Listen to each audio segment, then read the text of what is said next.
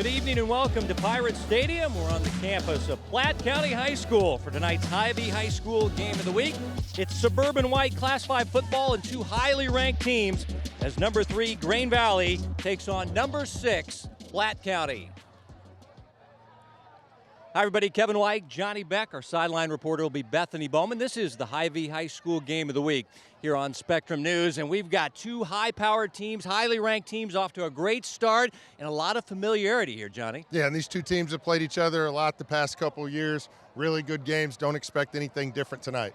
Time now for the Hy-Vee player profile. This running back off to a fast start for GV. That's Ty Williams. Yeah, and he's averaging close to 10 yards per carry, 9 total touchdowns. Every time this guy touches the ball, he's going to be a home run type hitter. And the sophomore quarterback for Platte County everybody's talking about is Rocco Marriott. Big time kid, big time performer. This kid already has 2 Division I offers as a sophomore. He's got a live arm and he runs the ball really well. Huge game here on the Hy-Vee High School Game of the Week. Platte County playing host to Grain Valley. We're back with the opening kickoff right after this.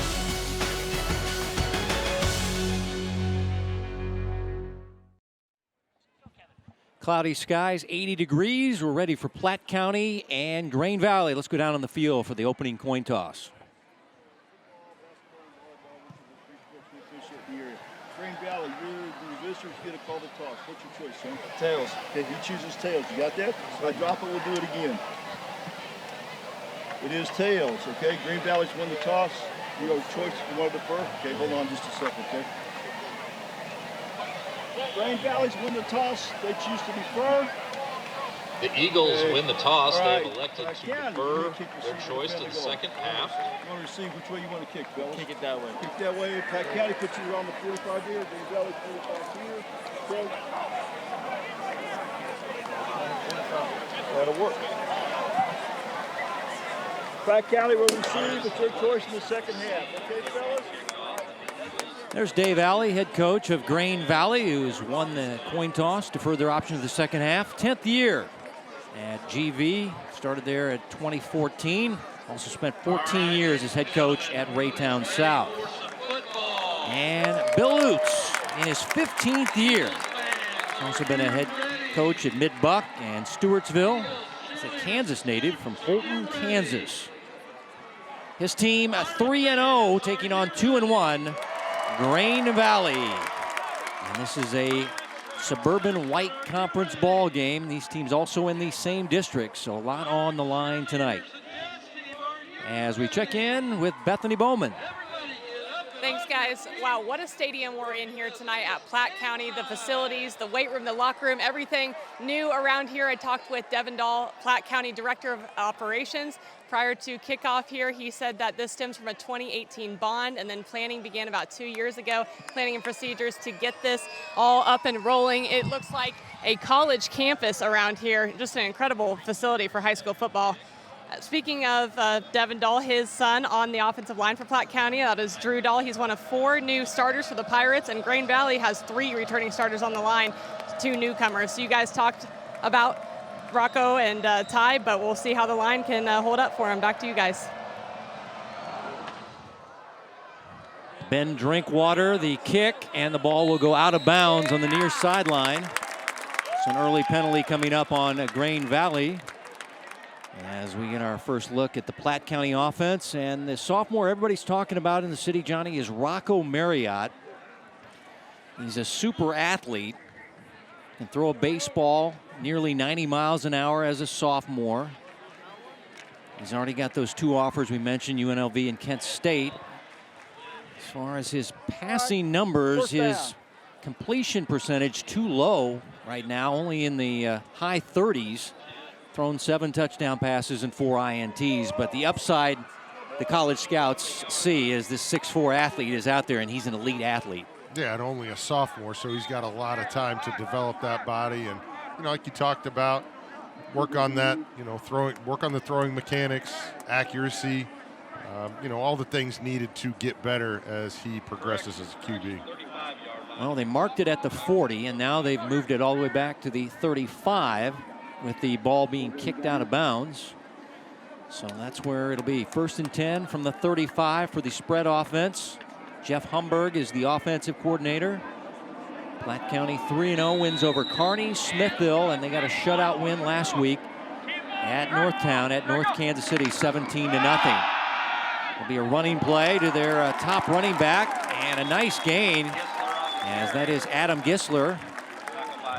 And he is a sophomore, and it's a 10-yard run and a first down for the Pirates. Yeah, and Bethany just talked about those big guys up front, getting a hat on a hat, allowing Gisler to get to that second level, picking up enough yards to get a first down.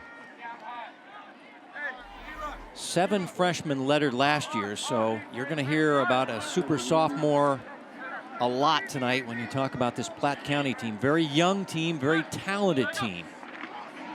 First down, Marriott going to try to take off, and he's spun down. Colin Bird, the defensive end, will get credit for the sack for the Eagles. You see, he had an option to throw the ball, but good coverage down the field. Marriott just does the right thing and tucks it. But good pressure up front by Grain Valley. Bird, one of the team captains. They say he's pound for pound the strongest guy on the team. Also a state qualifier as a wrestler in the winter.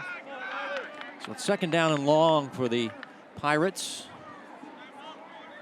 Average about 320 yards per game offensively, 27 points per game on the year. Small sample size. And now the ball on the field, and Gisler able to scoop it up and lose a couple of more. They avoided a big-time early turnover, as the quarterback and the running back a little out of sync on that play. Yeah, and it looks like the snap gets back there just a little too slow, and Marriott's got to reach for it, not able to get that ball in the belly. And fortunate for Platte County, able to hop on that ball, but facing a 3rd and long here. That was the free safety, Brody Jones. He's a super sophomore on the other side for Grain Valley. Grain Valley plays a 3-4 defense. Matt Curtis is their DC. As here's Marriott to throw down the field, and the pass is broken up. A late break on the ball by Braylon Harden, first-team all-conference player and their top cover corner for the Eagles. And he makes a sensational play to break up this pass on 3rd down and long. Yeah, you see him just make a play on the ball. I don't think he thought he was going to get there, so he just gets his hands on the ball and knocks it down, but good coverage down the field. Looking for Baskerville, their top receiver. So it forces a punt. And this off the bottom of the foot there as a miss hit by Rocco Marriott. It's going to get a kind field turf roll, but still only 24 yards. And Rocco, I think he would say that was almost like a shank in golf, as he just missed it, but got the roll. And we get our first look at the Grain Valley offense. This is a jet offense. Dave Alley, their head coach, is their offensive coordinator. And Sal Caldarella is their quarterback. Sal started his career at Blue Springs. He's been at Grain Valley for a while now. He's a scrappy guy. He knows the offense probably better than the coaches. Good arm. Team captain. And he completes 62% of his passes, as there's a running play with a flag down to Ty Williams. Sal has 7 TD passes, 2 INTs, but once again, a flag on the play. John Hill is your referee tonight.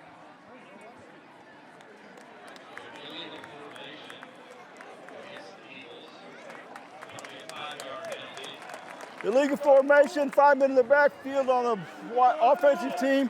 5-yard penalty from the spot of the foul. First down.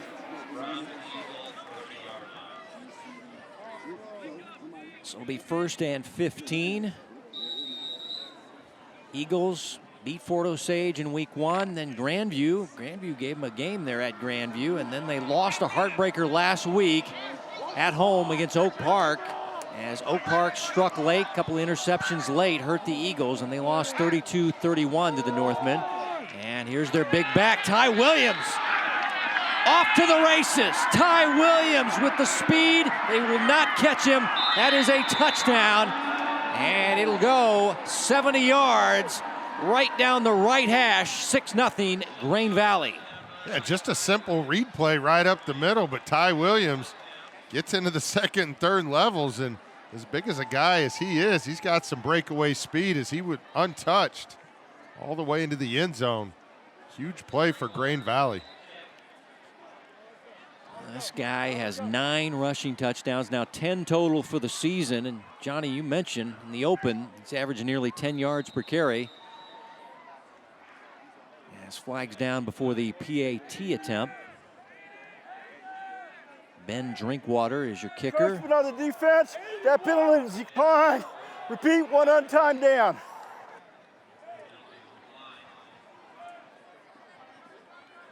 Ty Williams, first team all-conference last year. Off to a fast start as here's Drinkwater's PAT. And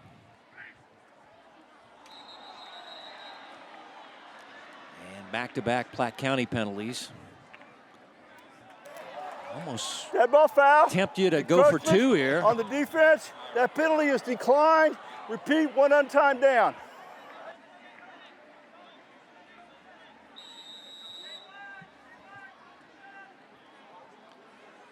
Again, they decline the penalty and go for the 1 point after touchdown. And it's up and good. So Grain Valley, after losing a heartbreaker last week, off to the fast start here on the road at Platte County and Pirate Stadium. Again, you see the guys up front creating that initial hole for Ty Williams, but after he breaks through, that guy is gone. And you see him pumping those arms, not finishing until he got all the way in the end zone. First carry of the game. And again, you see why he's averaging 10 yards per carry. He's got the perfect combination of size and speed. Yeah, he's not a small guy. I mean, he's 200-pound back, 5'11", 205 is what they list him. And there is the scoring drive. 1 play, 70 yards. They ran a play with a penalty, cost them 5 yards.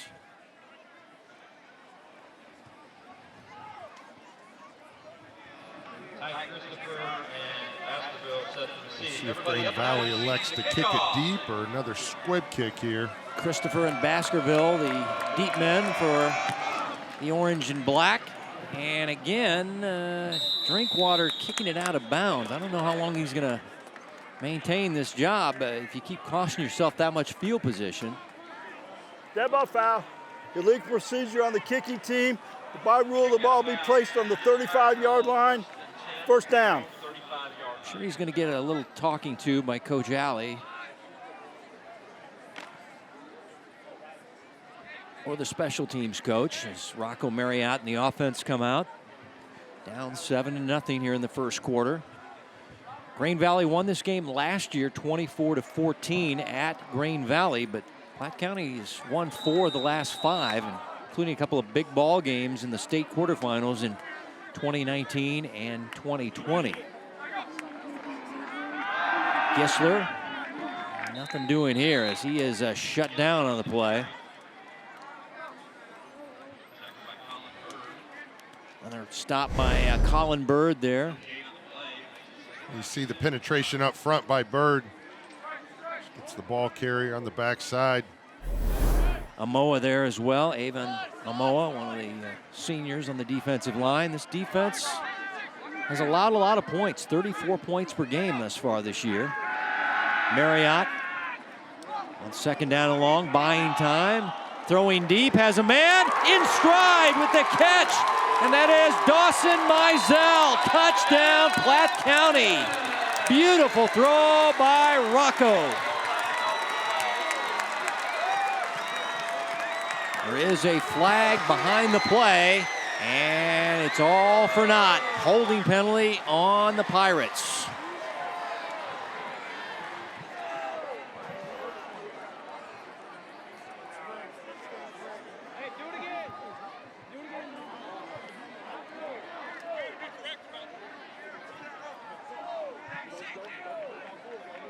So both teams getting flagged early here in the first quarter. We have a holding foul on the offense. 10-yard penalty from the previous spot. Repeat, second down. This one the biggest, though, Johnny, when it takes points off the board. Yeah, but you see Marriott, you see his big time throws downfield right there. You hear the guys on the sideline saying, do it again. Check out the left side of your screen. Again, that's on a double team. Looks like Maxwell is who they're going to flag on this play. And now it's second down and a country mile, 2nd and 20 as they go with Gisler. And Gisler gets some of the yardage back. Nice run there. It's wrapped up on the play by Jace Worthington. Leading tackler on the Grain Valley defense is Stormont.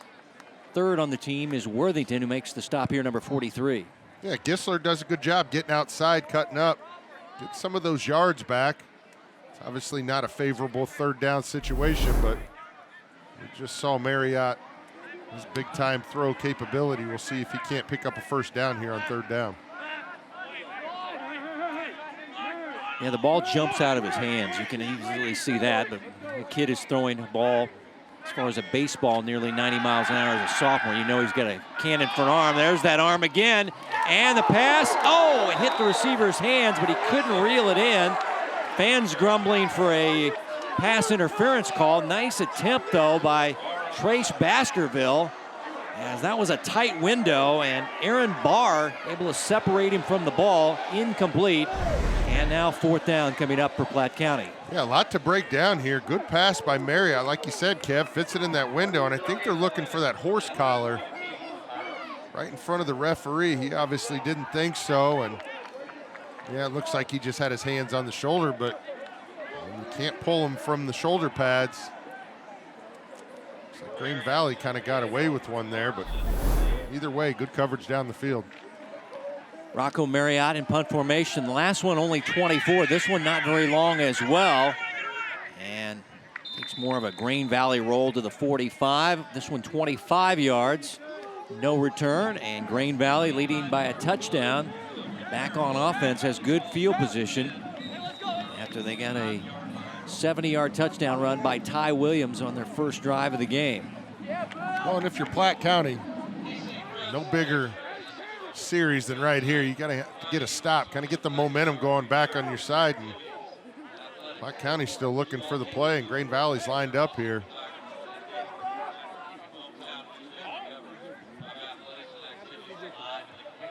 Calderella, your quarterback, completing 62% of his passes, can run it as well, 7.5 yards per carry. He's a very experienced quarterback, 3-year starter.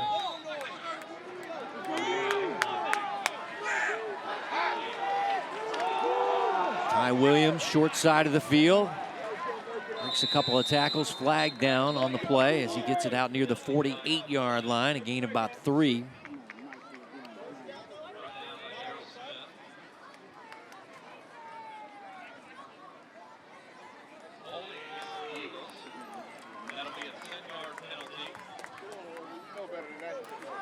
Holding on the offense, 10-yard penalty from the previous spot. Repeat first down. So Coach Alley's team will be backed up with the holding penalty.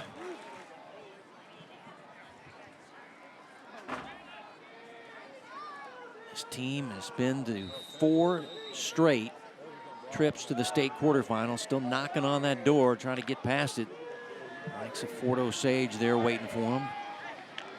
They're number 3 in Class 5, 2-1 start.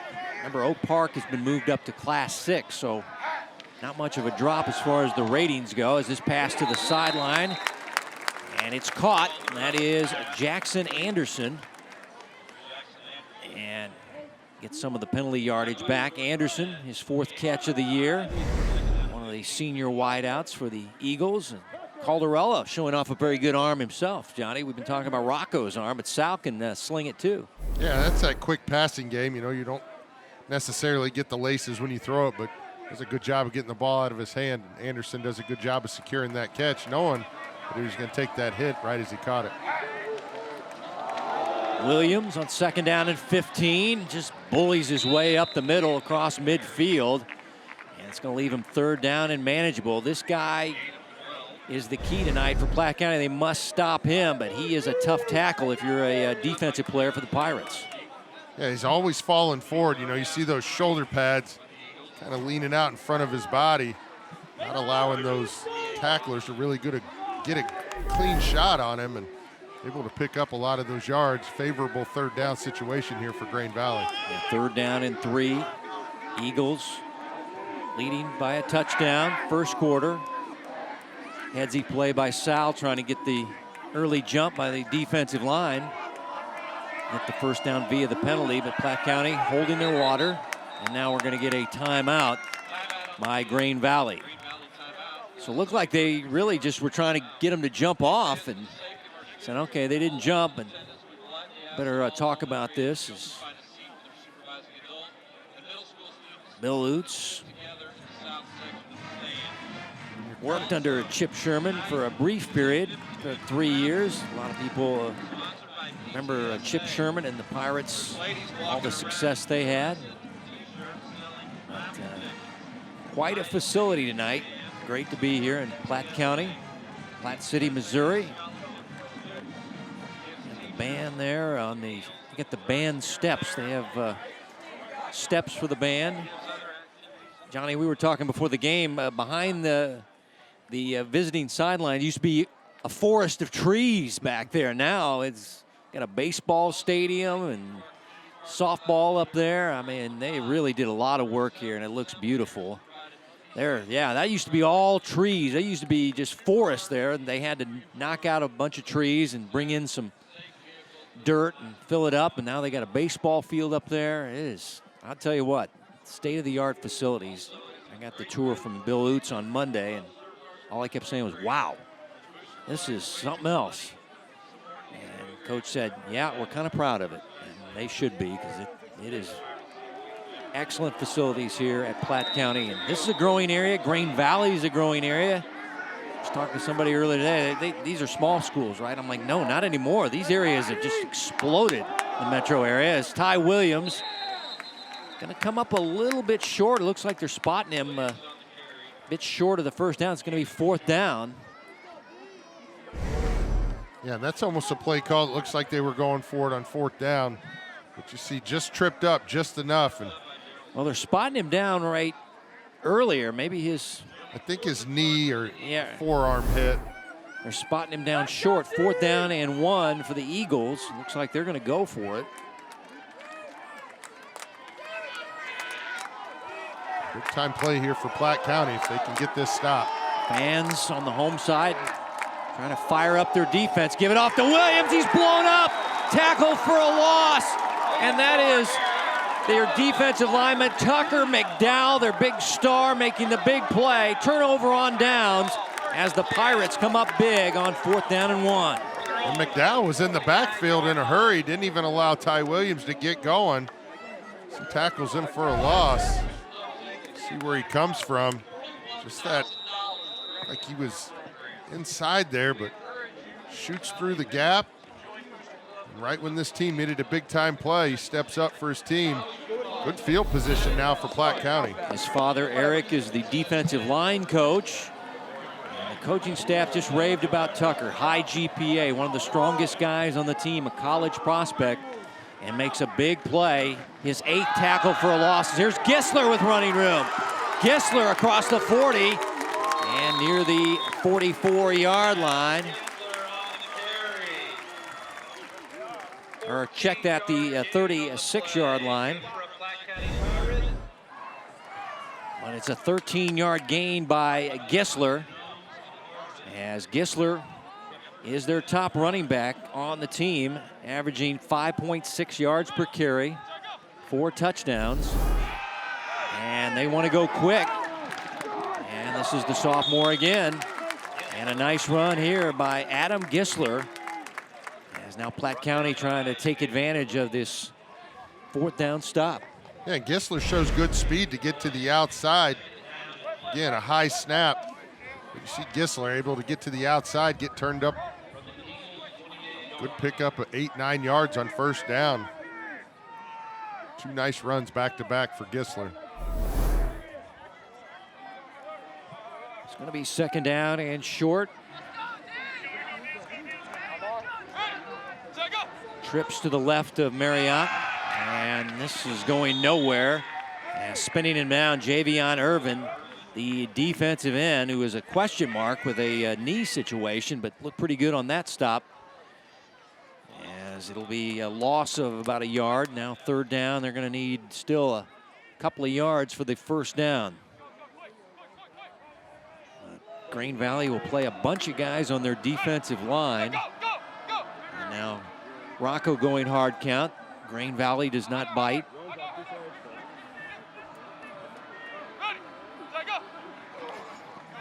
Give it off to Gisler. And looks like he's got the necessary yardage as he's past the down to make. Move the chains for the Pirates as Gisler been the star thus far on this drive. Yeah, nothing fancy about it. Just getting upfield, knows where he's got to get to. Again, they're kind of riding his back right now. Keeping the ball on the ground, picking up good yardage. First and 10 from the 25. And now flags prior to the snap. And this penalty on the offense. Foul. False start on the offense. 5 yards foul, penalty from the previous spot. Repeat first down. This will be first and 15.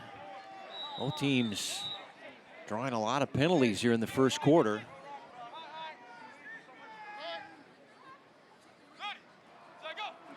Back to the 30-yard line. Marriott, plenty of time to throw. Looks deep and overshoots his man. Baskerville was the guy he was targeting. Stormette, the strong safety with the coverage. Good protection up front. Didn't look like Marriott had anybody in his face and able to throw from a clean pocket. Just led his receiver just a little too much. Looked like he had a guy on the back side of the end zone there. But again, you see the arm strength just flicking that ball down the field. Baskerville's father, Wayne, is a football coach. His birth name is Wayne III Baskerville. He goes by Trace for the third part of his name. Second down and 15. Marriott going to tuck and run. Got good speed. Mentioned he's a very elite athlete and shows some nifty moves getting to the outside. Well, like I said, it's easy to see. The eye test, he passes, Johnny, for the college scouts. Yeah, and you see the speed in the open field. Good job on the perimeter there. Allow Marriott to kind of get that corner. Again, picking up pretty good yards there. Now he gets him into a more manageable situation. Third down and 6.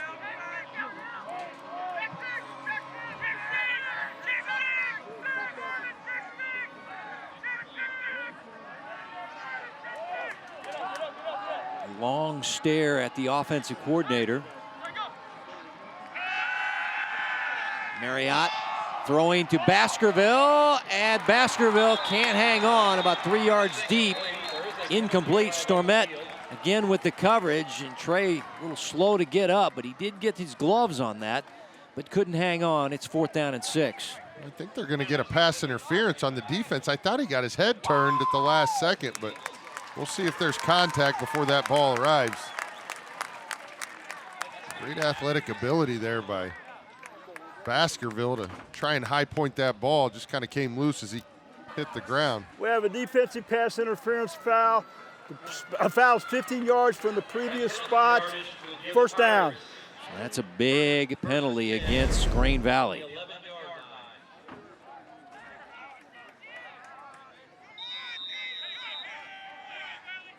I guess we're assuming it's on Stormette. And first and 10 from the 11-yard line. And right between the hashes goes Gisler.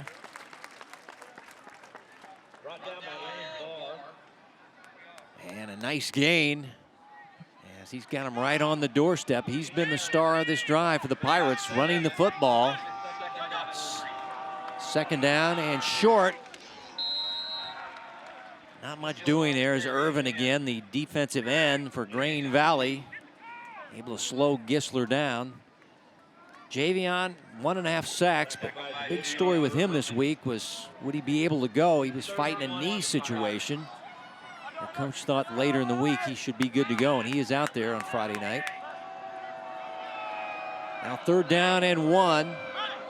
Pirates gonna go with Marriott keeping it. Rocco diving in, touchdown! Platte County, Rocco Marriott runs it in from a couple yards out. And that will be his first rushing touchdown of the season. And we got a 7-6 ball game here late first quarter as Platte County with the upcoming PAT.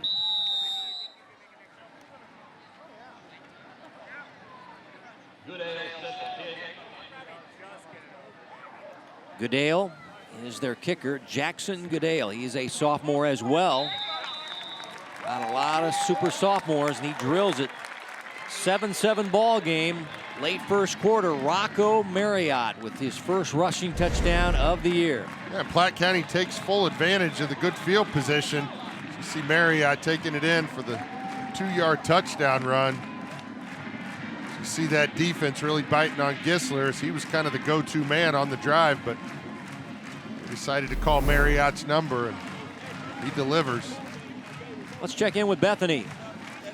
Thanks, guys. I know you mentioned earlier Rocco Marriott, big baseball player here too at Platte County. If you look over there right behind the opposing sideline, behind Grain Valley, you'll see their baseball field. That had to be moved for this new facility here to be put in. Actually, right after they moved it, the Pirates then won a state title in 2022. So a little good luck for them on the new field. I don't know, but they also state champions in baseball 2022.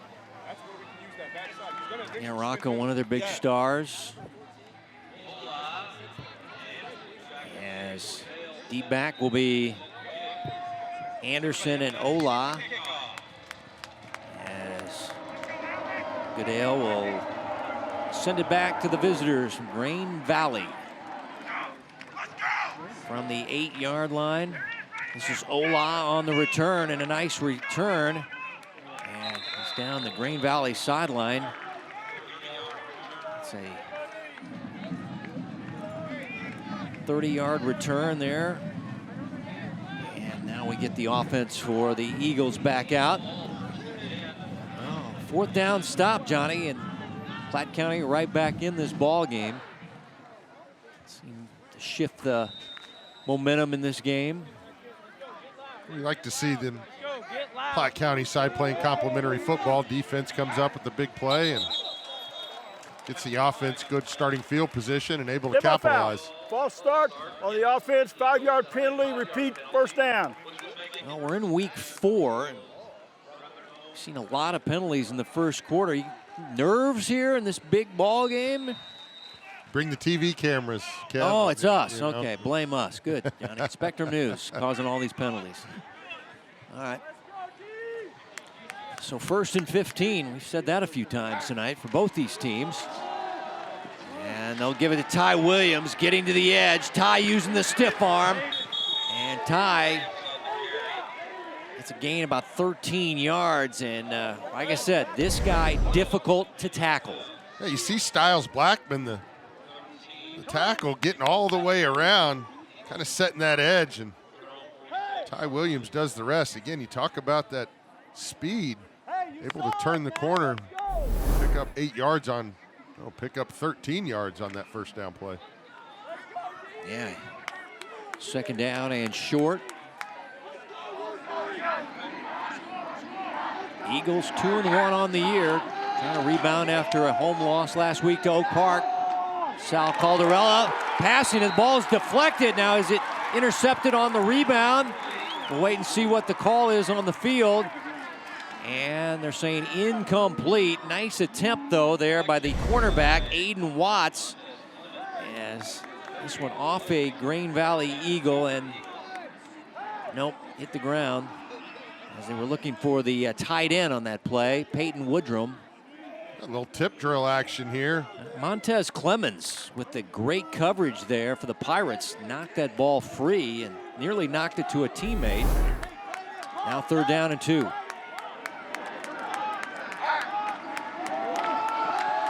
Sal pumping, getting away from the pressure, getting around the edge. Flag is down. He runs for the first down, but once again, flag on the play.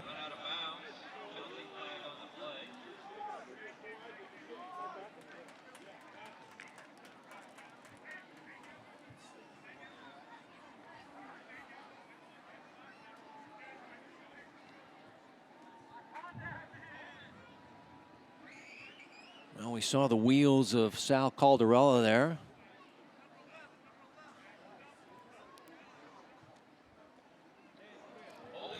And they're going to get the defense. Looks like the initial call, Johnny, is a holding on the defense. Holding on the defense, 10-yard penalty from the end of the run, first down. See if you had that on your bingo board tonight. Wow, yeah, that was a shocker.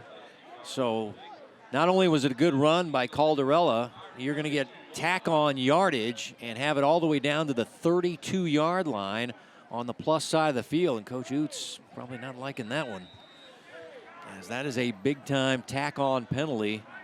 And great field position now for the Eagles as they scrimmage 1st and 10. Caldarella looked like he was a little shocked by that snap, and now will take off and improvise. Play just didn't look right from the get-go, and we'll get a couple of yards from the quarterback running the football. Let's see if he was a little. Yep, well, it was just wide. It was a little wide, and Sal had to go out and get it. So. Well, you talked about his high football IQ right there. Notices that ball's probably not going to get thrown on time, so just takes what he can, avoids a negative play there, and picks up a few yards on first down. 2nd down and 8 for the Eagles. Williams, lone setback, has a 70-yard rushing touchdown. Here goes Ty back to work. Ty powers his way through tacklers. Ty into the end zone for a 2nd time on the night. Ty Williams, this time from 30 yards out. And it's Grain Valley surging back in front with their star senior running back, Ty Williams, doing the damage. 2 touchdowns on the night from 70 and now 30. 13-7, Grain Valley. Yeah, and you're not going to have a lot of success trying to tackle him up by the shoulder pads. You're going to have to go low on him, and you see right there the strength and power to just continue to keep his feet moving. These guys are just kind of bouncing off of him. Extra point by Drinkwater splits the uprights, and it's 14-7. The visitors from Grain Valley coming in at 2-1. And you see the initial move to kind of find that running lane, and then throws a pretty good stiff arm there. But again, these guys got to get their pad levels lower and shoot more for those legs rather than try and grab him up top. It's a tough guy to bring down. And again, Kev, you talked about it. This guy, every time he touches the ball, he's electric. Just don't really expect it from a guy that size, but man, he's got some speed to him. Got some blood on his elbow, so the training staff wrapping up his arm to stop the bleeding. And well, good answer by Grain Valley as they drive it right down the field. Ty Williams, 2nd rushing touchdown of the night.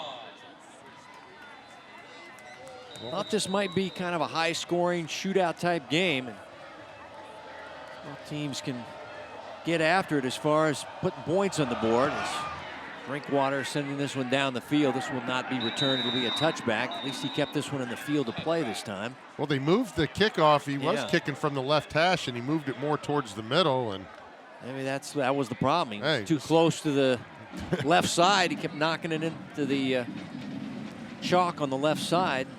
Don't try and be fancy. Just get that ball out of the end zone if you have the leg strength to do it. Force the other team to drive 80 yards on you. Well, Rocco Marriott's turn as he comes out on the field.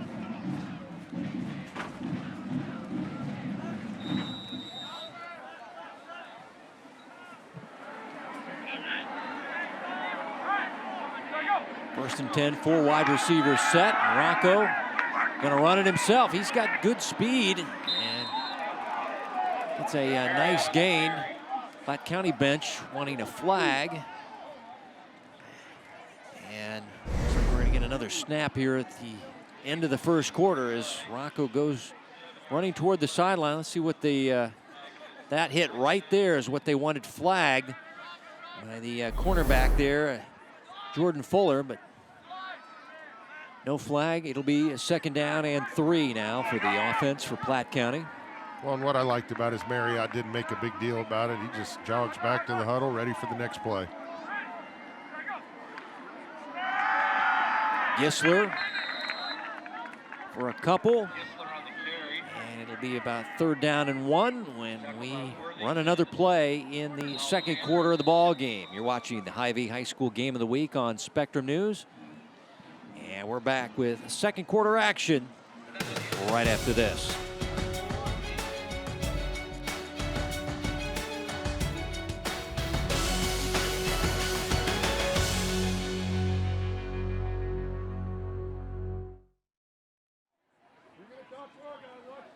Underway with the second quarter, and Platte County ran a play, converted on 3rd down and short. We're ready for play number 2 in the second quarter. Kevin White, Johnny Beck, Bethany Bowman, our entire Spectrum News crew. We're in Platte City, Missouri, Platte County High School. Platte County playing host to Grain Valley. Huge matchup in Class 5, also a conference matchup.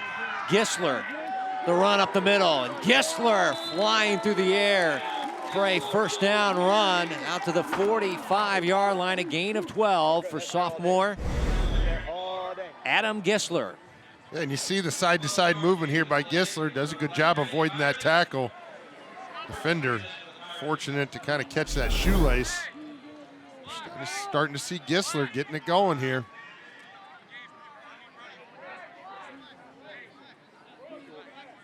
I think the storyline with this team was Platte County, bunch of good sophomores. They've been winning all the way up through the ranks, but maybe still a year away. But they're off to the 3-0 start, and here's their super sophomore quarterback, Marriott, buying time, throwing down the field, and wide of Baskerville, incomplete. Coverage by Brody Jones, the free safety in the secondary for Grain Valley. 2nd down and 10. Again, the pressure by Irvin forces Marriott out of the pocket. Throwing to his right, just let his receiver just a little bit too much, but Marriott kind of feeling that pressure, able to avoid a sack. We've called Irvin's name a couple times now, disrupting plays in the backfield. Yeah, they said as long as his knee was okay, Javion was going to be a problem for the Platte County offensive line. And now Marriott going to have to take off and run, and gets to the edge and takes a hard hit as he gets it near the 48-yard line to get a 3 yards on the play. But one problem I'm seeing, Johnny, these snaps back to him are looping back, and that is messing up the timing of the play. And that's something that needs to be worked on between the quarterback and the center. Those exchanges are taking too long, and it's too big a loop back to Rocco. And now it's going to be 3rd down. Still going to need 8 near midfield for this Pirate offense.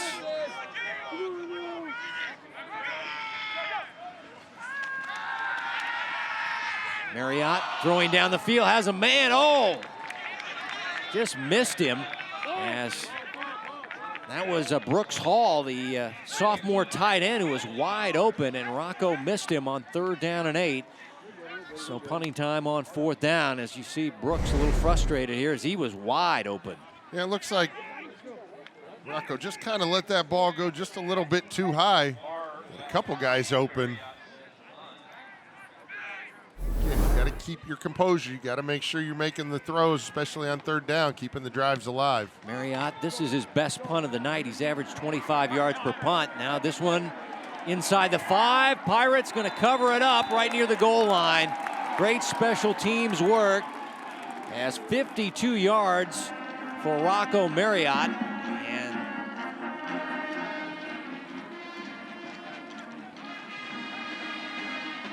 now are they saying that the player was in the end zone, so no touchback, a touchback? Let's see here.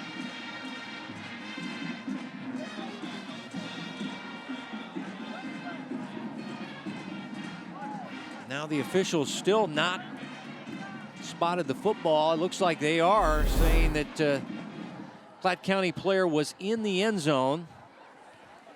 So the ball will be moved to the 20-yard line. It was Darnell Smith, the star linebacker. So Grain Valley catches a huge break as they'll get it at the 20-yard line, leading by a touchdown here in the second quarter. And the quarterback keeping on the read option. Caldarella with a nice run on first down.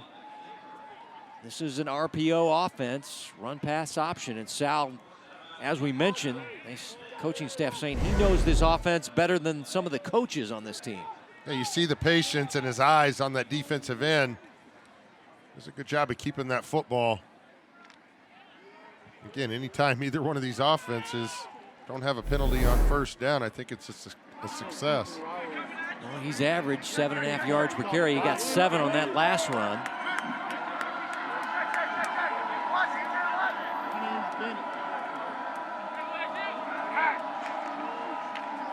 Pulls it out, quick pass, complete. And this is the big tight end, Eli Monrian. And the junior with his 5th catch of the year. It's a first down catch. Monrian, who's 190-pound junior, excellent in the classroom. Nice catch and run. And move the chains for the Eagles. And again, you see Caldarella keeping his eyes down the field, pulling that ball out of the mesh point and getting rid of it, throwing a perfect strike to his receiver. Another first down for Grain Valley. And the quarterback keeping on the read, and Caldarella across midfield. Gain of 11 and a first down. And Sal so patient on that one, Johnny, as he was watching how the defense was going to attack this play, and then took off. Yeah, and you have to honor Ty Williams. I mean, you see every defensive player has their eyes on where Ty Williams is going, and Caldarella does a good job of just pulling it out and getting what he can. Again, picking up another first down on the ground.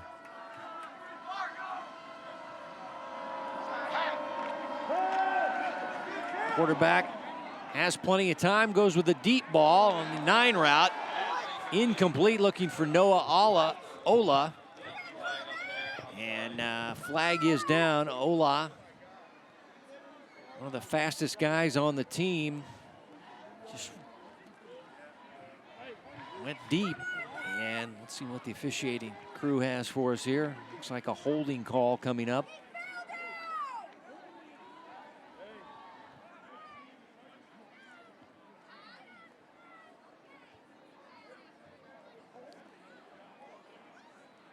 So holding on Platte County. We have a holding foul on the defense, 10-yard penalty from the previous spot, first down. So the holding symbolizes it. Defensive player had the infraction before the ball was thrown versus pass interference. But either way, Grain Valley's going to pick up a first down on the penalty. Down to the 39-yard line, 1st and 10. And this pass is knocked down at the line of scrimmage. Good job there by the defensive lineman as Seth Martin, kind of a slash outside linebacker defensive end, one of their top defenders, makes a big play here to knock this pass down. Well, when you have a quick passing game like Grain Valley does, sometimes you're not going to be able to get to the quarterback. So next best thing, get those hands up, disrupt those passing lanes, and right there, big time play. Let's go, D! 6 tackles for a loss. One of the defensive leaders is here's Williams down the sideline. Ty Williams bumped out inside the 20-yard line. Went to the stiff arm, but the Platte County defender able to get him out of bounds, but not after he has collected another Eagle first down. Yeah, and they've ran the play action fake to him a couple times, and right there, Caldarella does the right thing. Gets him the ball. Ty Williams again. You know why this guy's averaging 9.9 yards per carry, which I'm assuming it's going to be above that. Well, he just got 24 on that run. He's over 100 yards rushing, 2 touchdowns. Came in averaging 177. His as far as rushing yards per game. So I think he's right in that neighborhood right now. As here's Williams. Not much on this play as the Pirates able to stuff him for a short gain. Second down and 10, it looks like. As you hear the PA announcer say, tackled by a host of Pirates, that's what it takes to get him down to the ground sometimes. No question, Archie Wesley there, one of the outside linebackers. He was involved with that gang of tacklers. As Calderella passing, complete. And finding his other tight end. No, this is Monrehan. They got two tight ends. They got Woodrum and Monrehan. And this is going to be Eli again with his second catch of the drive for short yardage. It'll be 3rd down and 7. Christopher involved in the stop, the safety man for the Pirates. As they're down to the 12. Clock running. 8 and some change left before Hy-Vee at the half. Numbers, highlights, brought to you by your employee-owned Hy-Vee stores. You are in field goal range. Looking about a 30-yard field goal. They don't pick up any yardage here. Timeout, Grain Valley. That'll be their second. We'll have 1 remaining for Coach Alley, former president of the Greater Kansas City Football Coaches Association. And if you like all the new amenities here at Platte County, go over to Grain Valley and go to the back of their school and see what it's like. It's big-time construction zone. These people would all fit in there as they're putting a new gym and weight room in the back of Grain Valley. So that should be coming up pretty soon. They said, well, not as fancy as the field house at Platte County, but we're going to get some new things as well. So just don't go over there when they got a volleyball game and a football game going on in the back of the school, because it is a show. It's a traffic show.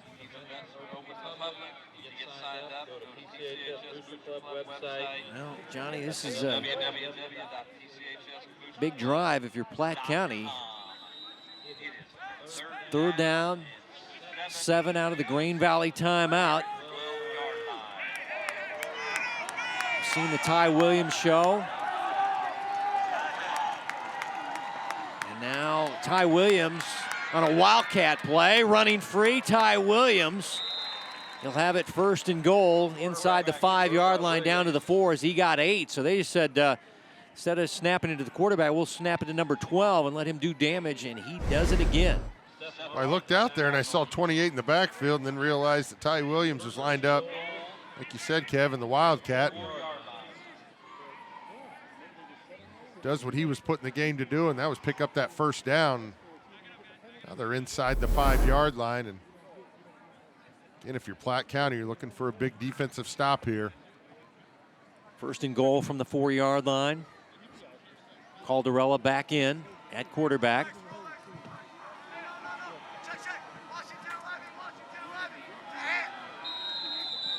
And now we've got a flag down prior to the snapping of the football, and Calderella can't believe the call as he looked like he was audible into something there. On the offense, 5-yard penalty, repeat 1st down. I thought he got it off in time because I looked at the white hat there and gave him the what for. John Hill is your referee tonight. So back to the 9, 1st and goal, Grain Valley, leading by a touchdown, trying to get more. Sal gonna run it himself. Oh, just tripped up. That was Darrell Smith, the inside linebacker, leading tackler on the team, with a shoelace tackle, or Sal might have got into the end zone. Well, give Smith a lot of credit for staying home and not biting on the fake. It's those types of plays right there that keep your defense at least with a little bit of hope here to make a big-time defensive stand.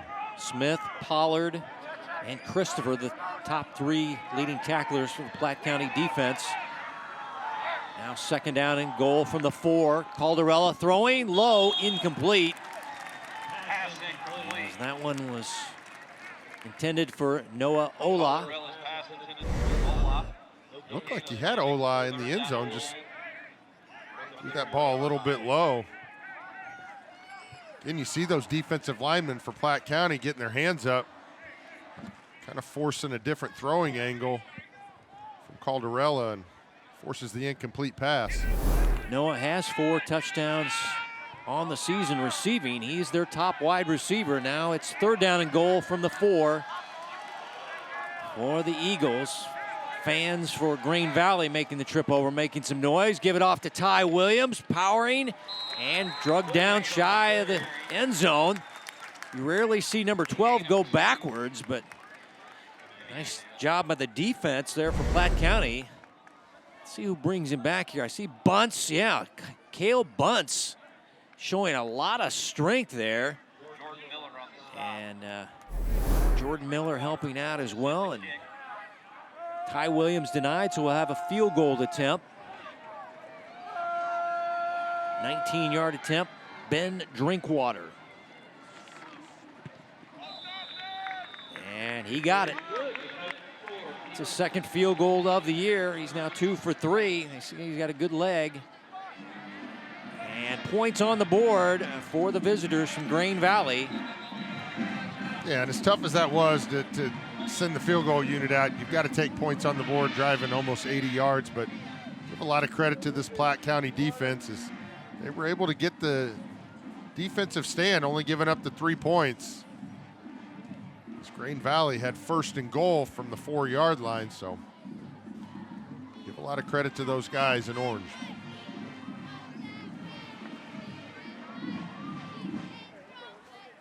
Eric Mitchell, longtime defensive coordinator at Platte County, been here since 2008.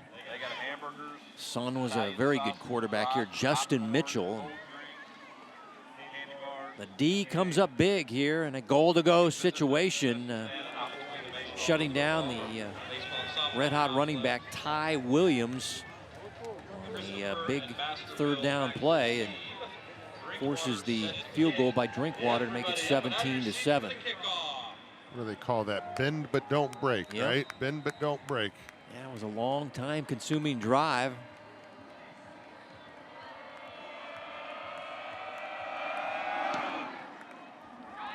This will be Baskerville from the 8-yard line. And a nice return. 21 yards for Trace. Wayne the 3rd. Top receiver for the Pirates.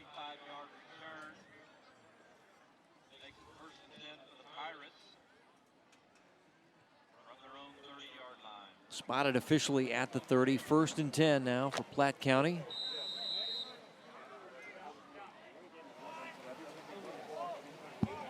Marriott, a short rushing touchdown, their lone score in the game.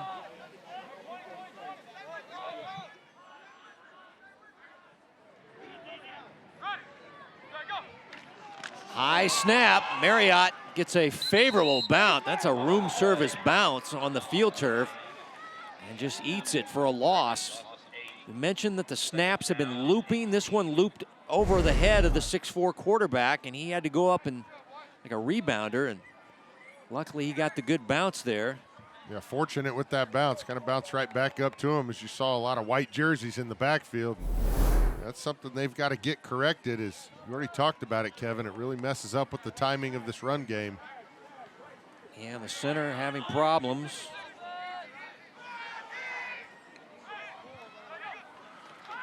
So now 2nd down and behind the chain, 2nd down and 18. Got a man down the field making the catch. And that is Braden Stevens, who I talked to before the game. He said, I guarantee I make a big play. There it is right there. The guarantee for number 14 in orange, Braden Stevens. And a big-time play as Marriott showing off his arm. And you see Marriott take a big hit here at the end. Knows he's going to take it, but it's going to be 58 yards to Braden Stevens. And He is one of the super sophomores out there. It's his 5th catch of the year. He has 2 receiving touchdowns. Pirates go quick. Marriott stepping away from the pressure, throwing down the field, incomplete. Now 2 receivers in the area there, Johnny. Looked like he was throwing to the up man, but Baskerville looked like he maybe had a shot at it as he retrieves the ball for the officials. 2nd down and 10. Yeah, Mary does a good job of just avoiding the sack as he had pressure in his face. Kind of has to sidestep and then has to step forward and still able to keep his eyes down the field. Not able to make the connection, but avoids the sack.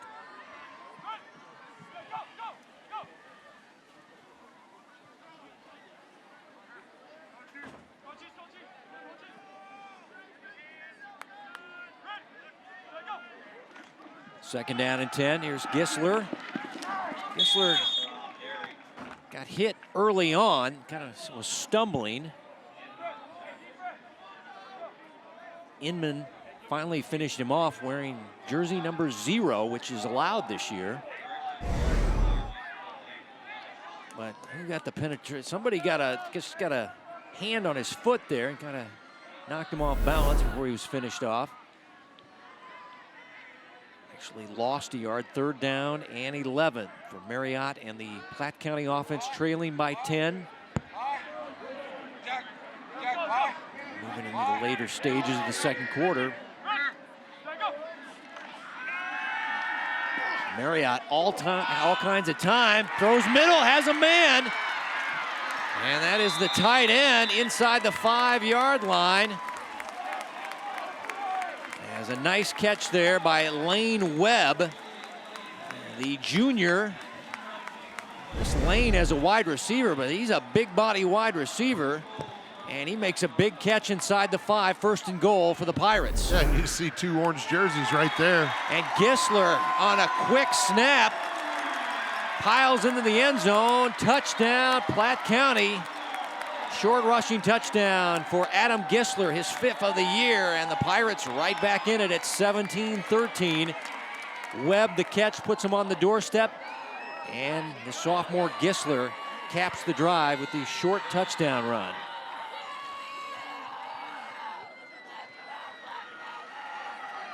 PAT try by Goodale, the sophomore kicker, soccer and track athlete. And he knocks it through. 17-14 ball game, 3.5 to go before Hy-Vee at the half. Yeah, you had the big time play with Marriott and Stevens. And again, you see Marriott with the big time throw over the middle of the field, sets up Gisler for that touchdown run. And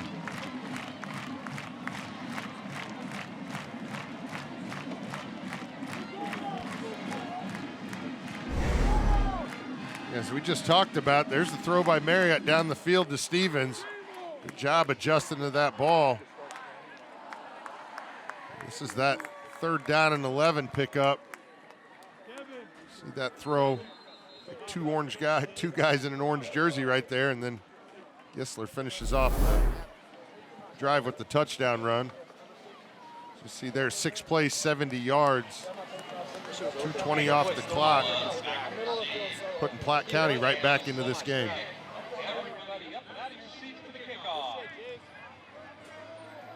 We got a ball game here in Platte County tonight. Big crowd, as expected. These schools really support their football program and all sports for that matter. Weather beautiful tonight. I think there was a chance of some showers, but they're saying later tonight, as this will be fielded by Storment from the 18-yard line. And Gabe with a nice return.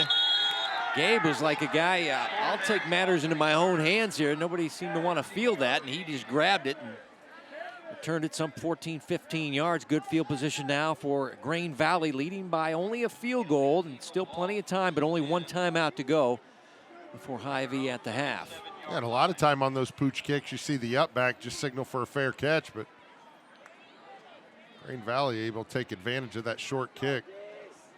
Good starting field position. 1 timeout left. I think I sold him a little short there. I think it was more like 19 yards on the return for Gabe, but Good field position nonetheless. Ty Williams in the pistol formation. Go toss sweep left to Ty. Cuts it up. Powers through tacklers. And he'll get a nice gain. Spot him at the 43. Give him 6 on this play. I'm telling you, you just don't want to tackle this guy because, I mean, he's over 200 pounds, first of all, and he's thick, too. I mean, he's got thick quadriceps coming at you. He's having a great season. Ty Williams, running back for Grain Valley. Caldarella to throw on second down, looking deep for Ola. Too long, incomplete.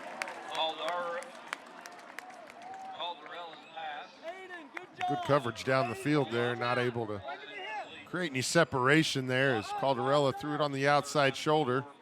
If you wanted to miss on that side, so. Yeah, good coverage. Aiden Watts, guy that was in South Korea last year. His family is a military family, so they moved to different bases, and he's moved into the area. Last year they were at a base in South Korea, now back in the United States and providing good coverage. 3rd down and 4. Caldarella, jump pass, caught. Receiver not going to get the first down, though, because that was Jackson Anderson. And a good stop on 3rd down by the Platte County defense. Darrell Smith, the linebacker, went flying to the outside and got a piece of Anderson before he could get some yards after the catch and stopped him. 4th down, and it's a long one. And it looks like the punting team coming out. Colton Kleiman, a sophomore in punt formation. So Platte County gets the stop and now still has time on their side, over 2 minutes and all 3 timeouts, trailing by 3. Punt safe. Make sure he does punt it. Fair catch called for inside the 20-yard line. It's going to go for 36 yards and no return on the fair catch. And now Rocco Marriott has some time. Johnny, 2 minutes and 3 timeouts. Yeah, the 3 timeouts obviously helps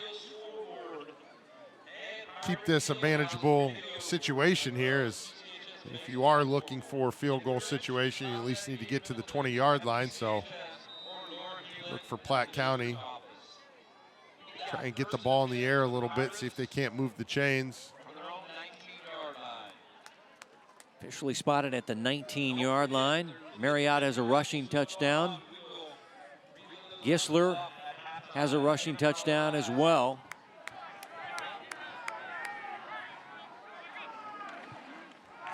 And they'll give it off to Gisler. Great run here on a 1st down carry across the 30-yard line to the 31. He'll get a dozen and move the chains. Gisler showing good vision on this run. Yeah, avoiding the tackler in the backfield. And then you see, like you said, Kev, the vision. Keeping those defenders on their heels. At the 1st down, you got the clock to stop for a second, but clock's rolling again. Still have 3 timeouts to the Pirates. Marriott flushed. Throwing, and on the sideline, incomplete. Pass was caught, but out of bounds. As that was Braden Stevens, the sophomore, who had that big catch of 58 yards on the last drive. Just, nope. Ran out of room there. Like Coach Hoots getting out of the way of his wide receiver.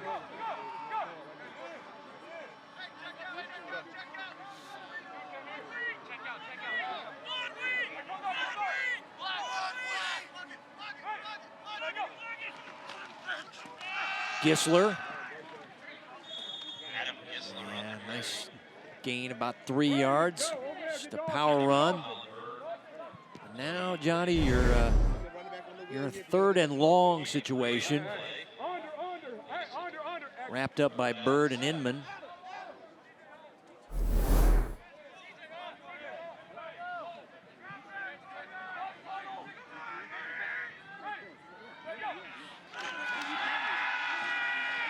Third down and 7. Marriott avoids the pressure, throws wide, incomplete.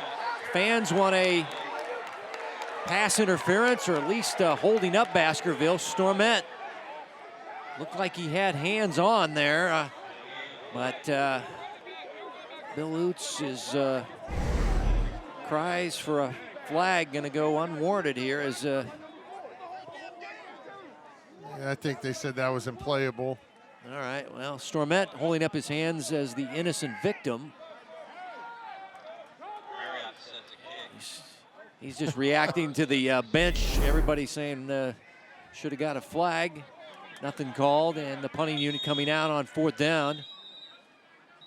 As now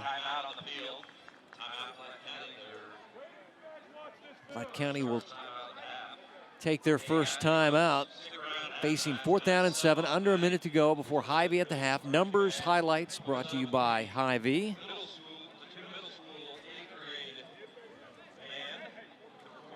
There's Hy-Vee. Proud to support Kansas City High School athletics on the Hy-Vee High School Game of the Week. Along with Johnny Beck and Bethany Bowman, Kevin White with you. Beautiful night here in Platte City, Missouri. Miguel Warren getting an earful from Coach Oots, who thought his wide receiver might have been disrupted there. Aaron Barr, solo safety to return this punt. Marriott 52 on the last one. He struggled punting. This ball was tipped. But again, the field turf helps him out. And Stormette,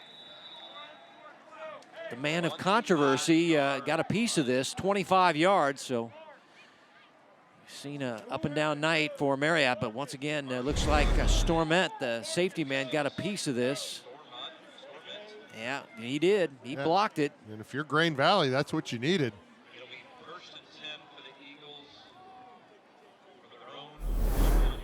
So still have time. Good kicker, waiting on the sidelines. Saying that the kicker for Grain Valley can be comfortable for 40-plus yards, so he's got a strong leg. Kicking into just a little bit of a wind. Yeah, there's a little breeze tonight. Calderella pulls it down, throws it incomplete. And that was Aaron Barr who couldn't hang on. As dropped his arm angle, and Barr couldn't hang on, but the quarterback there to say, we'll get him next time. Keeping it positive. Well, it may not be the worst thing, as he would have been tackled inbounds and the clock would have kept rolling, so. That's a good point, Johnny, and you only have one timeout. Grain Valley leading by 3. Give it off to Williams. Nothing doing there, and a flag down on the play as he is shut down by Kobe Pollard, the second leading tackler on the Platte County defense. We have a holding foul on the offense.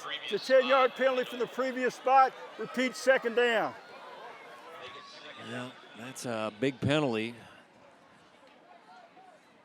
Might be take it in the locker room, take a knee, and see what Coach Alley wants to do. Yep, Platte County still with 2 timeouts, so they could force Grain Valley to punt the football, and they'll be roughly 30 seconds to go on the clock if they were able to stop them twice here.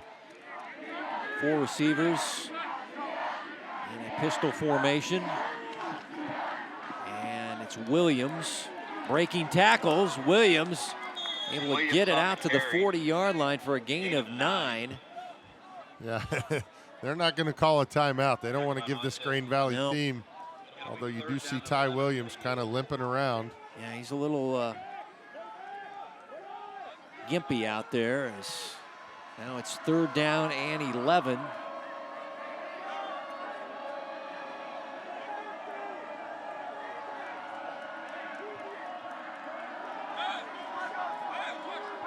Play clock still has time on it, and now Sal going to take off and run. He'll get a couple of yards on the play. And That'll take us to Hy-Vee at the half. Suburban White Conference football on the road at Platte County tonight. Platte County playing host to Grain Valley. Officials have not left the field, so hold on.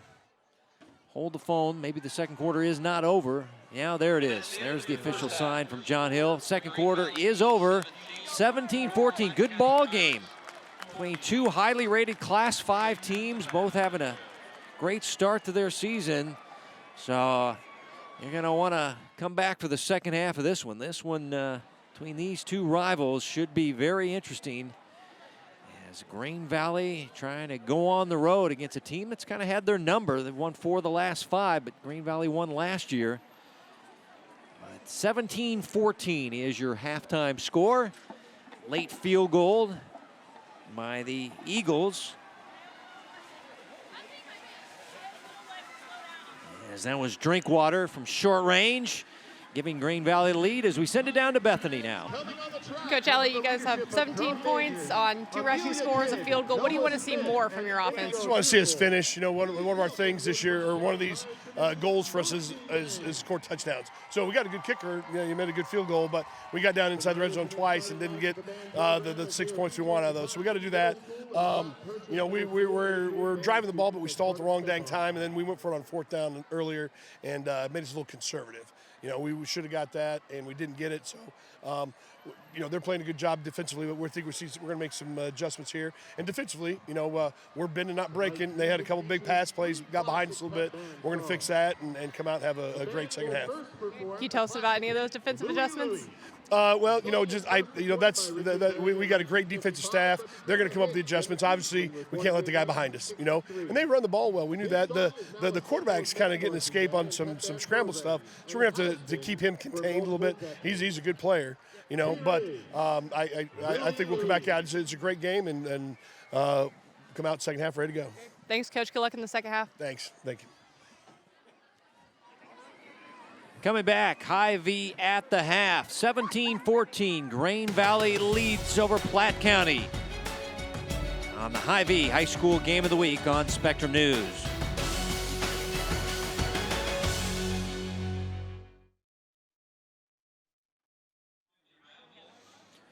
Teams out of the halftime locker room. 17-14, Grain Valley leading Platte County as we send it down to Bethany. Thanks, Kevin. Coach, your team right in this one. What did you tell your guys in the locker room? We just needed to make some adjustments. You know, there's a couple little things that they're doing that they've done very well. You know, we need to adjust to that and learn from our coaches and listen to them and now apply those adjustments and then come out and keep playing hard. I'm not completely disappointed with where we're at. We just got to continue kind of doing what we're doing. Ty Williams, such a hard guy to bring down. Do you feel like your team's better equipped to handle him in the second half? Yeah, he's a good player. We've done they've done some nice things blocking. We've gotten some guys kind of caught up in some trash and stuff like that. So obviously he's a key factor, especially in the second half, trying to get him stopped. Okay, good luck, Coach. Thank you. Appreciate it. All right, thanks, Bethany. Thanks, Coach. 17-14, Johnny, and Grain Valley won the coin toss, deferred their option to the second half. So we're going to see the Eagles offensively first in the third quarter. What are we expecting in the second half? More fireworks, more Ty Williams. What are your thoughts on what we're going to see in the second half? Yeah, I definitely think, you know, Ty Williams is going to be the focal point for this Grain Valley offense, although I thought Calderella did a really good job of, you know, managing the offense when they started keying in on Ty Williams. If you're Platte County, you can't shoot yourself in the foot. You got to stop committing penalties and putting yourself in tough down and distances. And you know, I think, you know, Coach just talked about, you know, you got to put yourself in a position to make plays. Let's take a look at the Hy-Vee first half numbers. And a big rushing first half for Grain Valley, led by Ty Williams.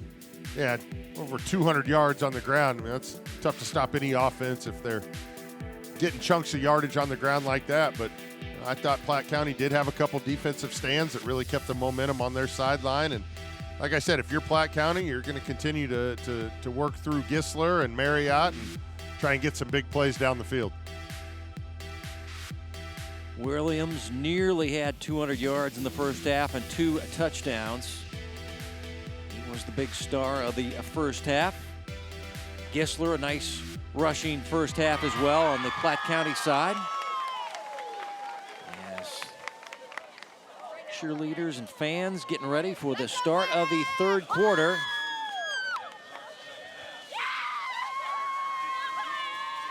Goodell will kick. Ola, one of the deep men, along with Jackson Anderson are the deep men for Grain Valley. Everybody up and out of your seats for the kickoff.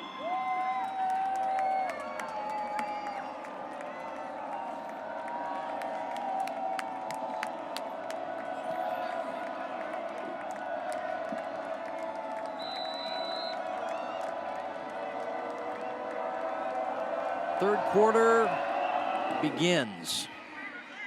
Yeah, this will be up man fielding at the 23-yard line. And a return out to the 35-yard line for Gabe Stormont. Stormont's been everywhere, doing a lot of work on coverage, doing a lot of kick return, punt return work. And now here comes Sal Caldarella in the offense. Ty Williams, nearly 200 yards, 2 touchdowns. He is in the backfield in a pistol formation. There it is. Oh, yeah, over 200 yards and 2 touchdowns. 70 and 30 is rushing touchdowns. And he'll get the first touch of the third quarter and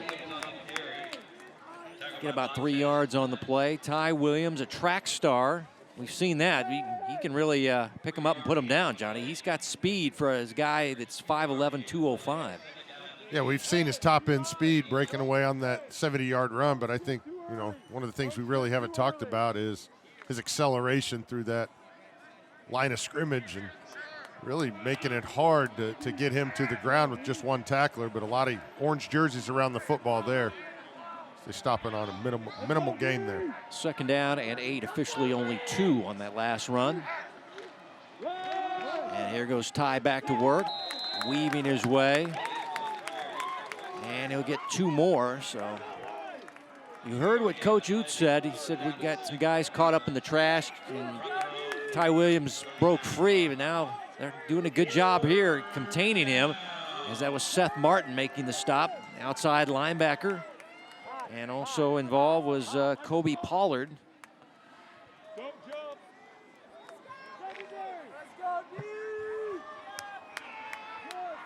Third down and 6, Eagles.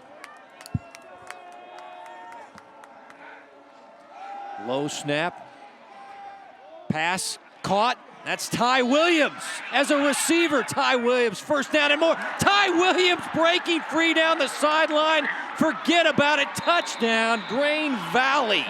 What can't this guy do? As a receiver, he converts a third down and long, and he busts a long one. And Grain Valley got a 3-touchdown night by their star running back, Ty Williams. 2 rushing, 1 receiving. Yeah, and you'll see Caldarella staying in the pocket, knows he's going to take a shot, but delivers a strike. And nobody wanted to tackle Ty Williams there, as it looked like he was going to be stopped short of a first down, but able to work his way up the field, and then the breakaway speed. There's Drinkwater with the PAT. And he's 3 for 3 with a field goal, but Ty Williams continues his huge night, this time with a receiving touchdown of 61 yards on a third down and 6. You see the pressure up the middle by the linebacker, but Caldarella able to get it off, and get a couple guys got an opportunity to bring him to the ground. And Kev, you just talked about his speed, able to break away and give a little wave to the crowd there as he finishes this touchdown catch in the end zone. Again, I think I've said this several times, he is not easy to tackle. You're saying, well, look at all these missed tackles. Well, yeah, that's because this guy is a load to tackle. So Ty Williams, mentioned over 200 yards rushing, now gets a 61-yard TD reception, and now gives his team a little breathing room, Johnny, as 10-point lead in this ball game is big early third quarter. Well, just when you thought Platte County was going to get a quick 3 and out, Green Valley able to strike in that 3 plays. Scoring a touchdown coming out of half. From the 10-yard line, this is Baskerville on the return. And he'll get it out to the 25, 15 yards on the return. And now we get Rocco Marriott. And the Platte County offense back on the field. Now trailing by 10. This is no panic time or anything like that. And a game looks like it's turning into a little bit of a shootout, Johnny. I mean, you got to answer. And now it's Rocco's turn. Gisler been very good running the football in the backfield to his left hip. Quick pass, high. It's caught. And not much gain. That was the coach's son, Jack Oots. And this quarterback kind of hung him out to dry there a little bit there. Of course, Oots is a big, tall kid, but this is a high pass, and you're exposing your ribs to linebackers and safeties that are floating in that area. And does a good job of just keeping 2 hands on the football there. Yep, good catch by Oots, who's getting D1 looks. Also a basketball and baseball player. Offers already from Missouri, UNLV, Kent State, and Iowa State. As Marriott throwing and incomplete. Baskerville a little behind him as Stormette had the coverage again. And now a flag has come in. That's from the white hat from back, and I think it's going to be on the hit there. Once again, player safety, a big point of emphasis this year. Yep. Hey, he threw it right as there was contact, but usually you're going to see that from a back judge. Personal foul, hit on a defenseless player. It's a first down for the offense. Once again, defenseless players.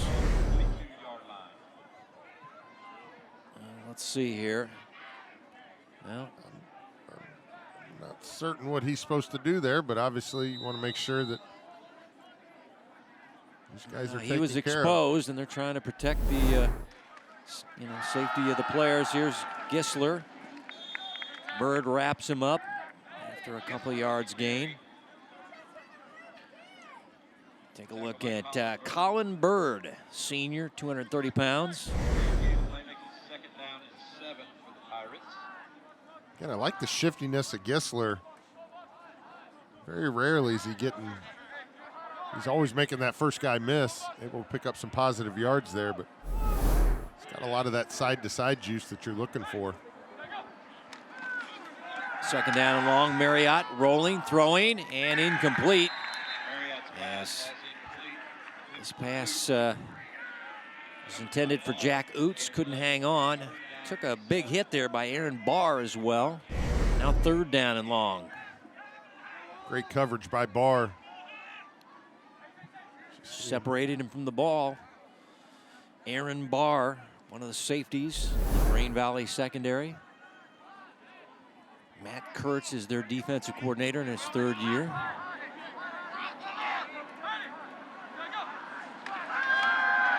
High snap, in trouble, Marriott, and going down. As first guy to get back there looked like Brody Jones. Also, Inman was back there as well. But again, the timing of the play is thrown off by the looping snap, and Marriott's basically has to make a fair catch on the snap back there. Yeah, and you see the blitz by Green Valley. So anything that was going to come out quick, like you said, Kev, throws the timing off. No time to get that pass off there by Marriott. 4th and 14. Marriott's been up and down with his punting. This one another low squibber down the field, not very long, as it'll make its way to the 41-yard line. This one only 22, so this is one of his shorter punts tonight. I think even the one he got blocked got farther than 22 yards. But, well, it's getting crunch time. Green Valley coming out. Ty Williams just continues to slice and dice this defense, whether as a receiver or as a rusher of the football. And have a feeling number 12 is going to get some touches here on this series. As he lines up in the pistol formation behind quarterback Sal Caldarella. 10-point lead, third quarter. Grain Valley handing off to Ty, and he's spun down. Nice play there on the defensive line by McDowell.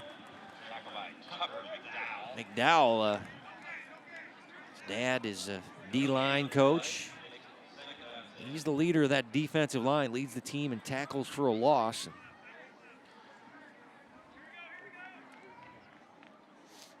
It's a 4-2-5, and usually have 4 down linemen. They change it a lot. They keep it multiple. No gain on that last Ty Williams run. 2nd down and 10. Now Williams going in motion. We saw him as a receiver on that last drive. He's going to be a receiver here. Makes a man miss. And he's finally wrapped up. Nice tackle there by Seth Martin. Looked like Williams was going to get a first down. And after the saving tackle by one in orange. You see the orange jersey. Or check it, 7. I'm sorry, 7. That's Pollard. Sorry, Johnny. Yeah, you see a lot of those orange jerseys, and again, if you're going to get him down to the ground, it's going to take you and a couple of your teammates and forcing Grain Valley into a long 3rd down situation here. Well, yeah, 3rd down and long. This is what Platte County wanted, to get him behind the sticks. Fake it to Ola on an end around, going deep middle. Oh, one hand on it there by Monrihan, the tight end, but it falls incomplete. Wow, they had him down the seam, the tight end open, pass just a little long, Johnny. Yeah, he had the step, got behind the defense, and just on the fingertips. Not sure if the other hand would have helped him at all, but missed opportunity for Grain Valley. But again, got to give credit to this Platte County defense. Is put in a tough situation at midfield, but quick 3 and out, potentially giving their offense the ball right back. Climbing to punt. Baskerville is the punt returner. Just going to let this hit. And boy, the punters really get that field turf roll inside the 15-yard line. And that one's going to go for 43 yards. And no return. Pirates will have it backed up, but down by 10. 3rd quarter. Pirates this year 3-0, wins over Kearney. That's a big rivalry game. Smithville, even bigger rivalry game, and they beat them 43-36, and then got the shutout last week at North Kansas City. It's team number 6 in the Class 5 poll. Grain Valley number 3 in the Class 5 Missouri Media poll. These are 2 of the best in the city, 2 of the best in the state for Class 5. And we've seen a good ball game now. Let's see what the offense for Platte County can brew up. Seen some snap issues for Marriott in the offense. Yes. Coming out in the backfield will be Gisler. 3 receivers, as it'll be Gisler.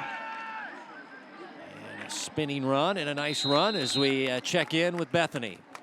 Thanks, Kevin. As you mentioned, the high snap, something really hurting Platte County tonight. Just got to, go over to the bench and kind of listen in. It was running backs coach Jamal Parrish with a message to, his center and his line saying, just settle down, just relax. And, of course, we talked about how young some of these players are. Not a lot of experience sometimes, and I think they might just get a little too ahead of themselves. So just told them to settle in, and we're going to get it next time. Yeah, Grego, the center.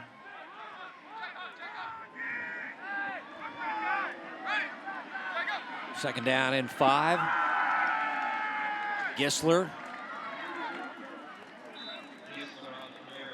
A couple yards shy of the first down, but he's got a rushing touchdown tonight as we got Aaron Barr is shaken up on the play for Grain Valley.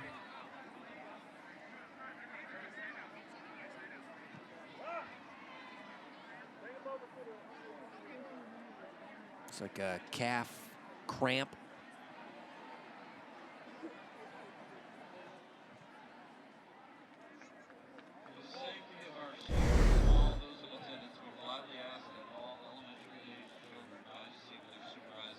Yep. He's just involved in the finishing of the tackle, and then you've all been sleeping at night and you have your calf cramp up on you and you get out of bed very quickly. Well, he tried to feet, get up. Yeah. He said it's not going to work. Yep. So He's in some pain, but I'm sure the trainers are over there reminding him about hydration, diet. We're in week 4 now. So, as trainers have always told me, if you're cramping up in the ball game in the second half, it's on you, number 14. You didn't do what you were supposed to do. This is your body's message to you. Those trainers, they don't mess around, do they? Yeah, well, I mean, they've got a message that they've got to get across that, you know, it's not about game day. It's about all week, yeah. The 5 days leading up to it. Got to go in with a plan. Yep, he's going to walk it off.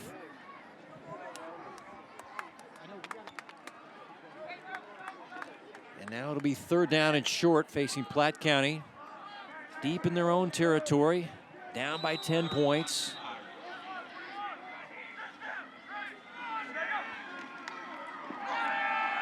Gisler. Ooh, I don't know. It's going to be close. Yeah. Looked like the initial hit was at the sticks, but DJ Harris and Camden Nelson combined on the stop. And they say he did get it. Not by much, but he got it. So they gave him a good spot on the field and spotted at the 23-yard line. 1st and 10, Platte County. See if they get the passing game going. Rocco to throw. Finds his man and breaking free. And across the 40-yard line. And that is Dawson Mizell, the all-conference wide receiver, the senior. It's going to be 19 and a 1st down, so they do get the passing game going, and it's Mizell who had touchdown taken off the board in the first half. Yeah, you're trying to get those favorable matchups there, and one-on-one, Mizell able to make the first guy miss. Picking up good yards, and right on cue, Kevin. This guy's got to get this passing game going if they're going to get back into it. Mizell, the only senior in the receiving corps. Blitz is coming. It's picked up. Marriott has time down the field. Too long, incomplete. And that was targeting Mizell again. 2nd down and 10. Now you've got a sophomore in Baskerville. 2 tight ends are sophomore, and Hall and Oots. Stevens is a sophomore. Lane Webb, we saw make that big catch in the first half. He's a junior, so it's again, people remember that Platte County lettered 7 freshmen last year, and that's why everybody's thought, well, they're still pretty young. And I don't care what your age is. Talent wins out. Seniors, sophomores. Marriott to throw, and over the head of Gisler out of the backfield. Now 3rd down and 10. Rocco has the strong arm, but quarterback's always looking for that touch. He's got to float this one a little bit, and this one he kind of burned it and just threw it over Adam Gisler's head. 3rd down and 10. Let's see what the defense, we've seen them blitz a little bit. They send the blitz. Yep, looks like they're creeping up. Like one of the outside line, DJ Harris, looks like he showed a little bit there. Number 41. Marriott setting up a screen. And Gisler makes the first guy miss. Harris goes high with the tackle. And he comes up short as he gets it up to midfield. Got 8. So now decision time, Johnny. Yeah, I think you're going to keep your offense out on the field. You see the good play call there to. Saw Harris go up high with his tackle. Let's see. Nope, he just kind of went for his helmet. But again, player safety, a big emphasis with these officiating crews. You never know. 4th down and 2.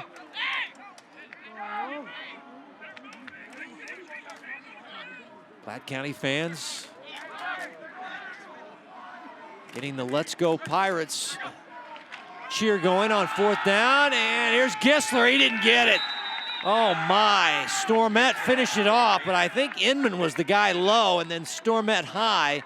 And ball over on downs to now Grain Valley. Yeah, there he is. Mr. Inman wearing jersey 0. Toby had the penetration. 0, watch him. He's going low right there, and then Stormette helps him out. And it's a 4th down denial. And now good field position at midfield for Grain Valley as they lead by 10 points here late in the 3rd quarter. And it looked like Camden Nelson was the guy who had the initial tackle, and then teammates kind of rallied around him. So big time stand there for Grain Valley. That's a good point. Yeah, he was involved. Ty Williams, nothing doing. Good penetration in the backfield. I believe back there that time, the guy that caused things, Bunce was back there. Number 42 kind of didn't make the tackle, but he was back there causing havoc for Williams. And we've seen Platte County do a better job of shutting down the run. Now as a receiver, you've seen that long 61-yard score for Ty Williams. Yeah, playing a lot more physical, winning the line of scrimmage right now is Platte County. Pass near side, Ola, the catch, breaks a tackle. And this guy's super fast. Ola down the sidelines, bumped out near the 20-yard line, the track star, top receiver. And he gets a big-time gain of like 30 yards for Grain Valley. And Grain Valley takes full advantage of Platte County loading the box. Gets good matchup on the outside. And see the speed right there of Ola as he just catches and turns upfield. Good pass and good catch there. Big gain.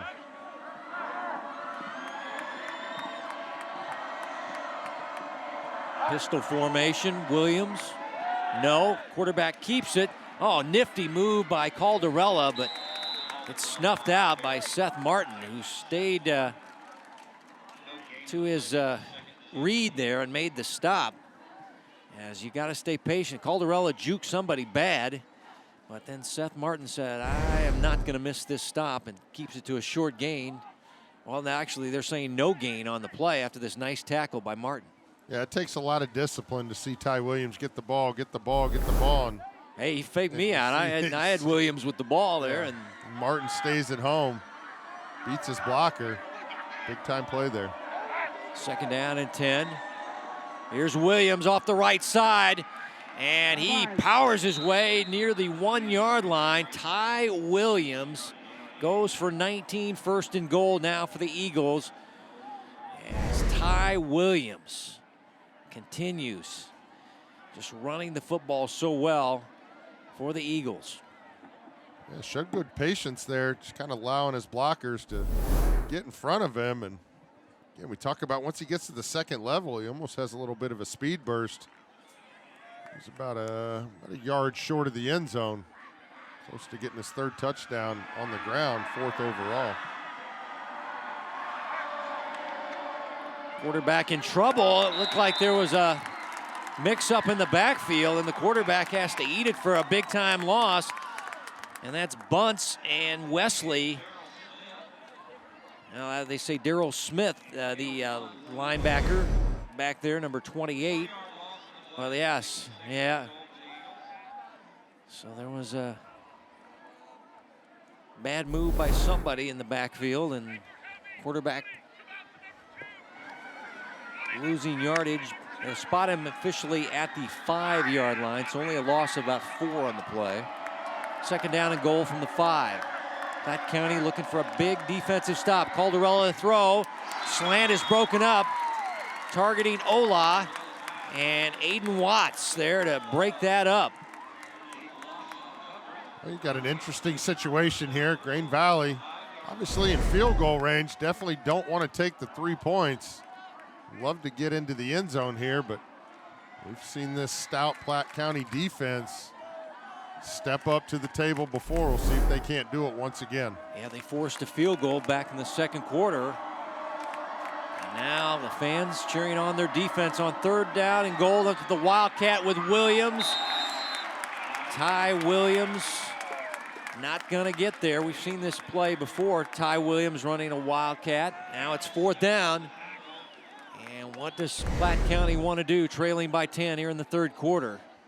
Gain of 2 makes it 4th down and goal. Great tackle there. I think that was Wesley. I couldn't, is it 20? It's hard to tell the number, but I thought somebody went low and got him, and that's how you got to get this big guy down. Is I want to say that was Wesley, the outside linebacker, and it looks like no kickers coming out.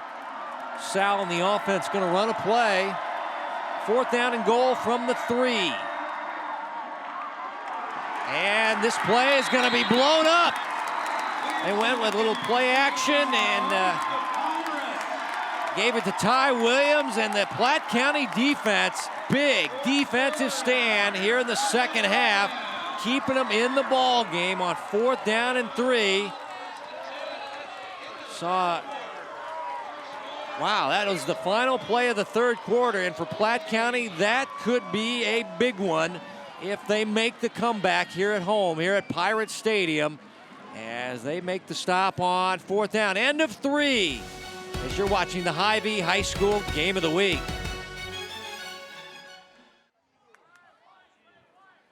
Fourth quarter ready to begin here at Pirate Stadium. Kevin White, Bethany Bowman, and Johnny Beck. Suburban White Conference football, 2 highly rated Class 5 teams.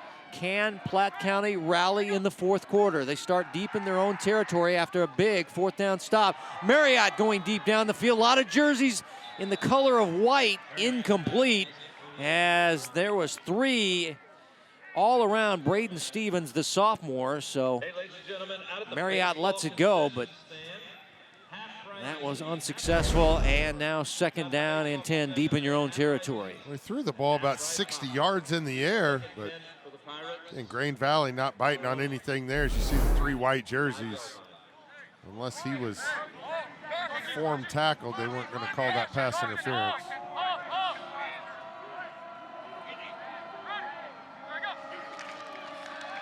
And now the ball is fumbled near the goal line, and Grain Valley looks to have covered it up. Nope. They say Marriott got it back. Boy, you talk about precarious situations. That ball's bouncing around your goal line, and Marriott, just beat Irvin to the ball. Oh my. Well, and that ball kind of spun on top and ended that up was in the end zone. Oh man. Talk about that could have been the ball game right there if Grain Valley's able to cover it up, and now we're gonna get a timeout for the Pirates. I think you just try and run somebody down the field and unleash it. I mean, see if you can't get a big play here. You know, Johnny, this is an old school play that nobody does anymore, but with field turf. Quick kick. Yes, the old quick kick on 3rd down. They're not have anybody back there. But Marriott has struggled punting the football tonight, so maybe that idea is not that great. Tonight's game brought to you by Hy-Vee, proud to support Kansas City High School athletics. Good to be here in Platte City, Missouri. Pirates Stadium. Big crowd tonight, as there always is.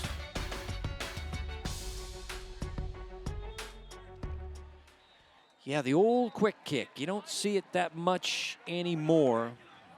But since Marriott is a quarterback and punter, he could punt it down there and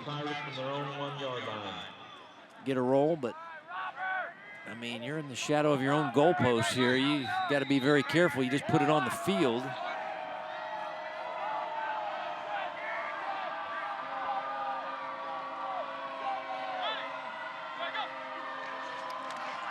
Rocco throwing deep middle. Ball is deflected in the air and caught on an interception. Going back the other way now is Jones, or pardon me, Harden.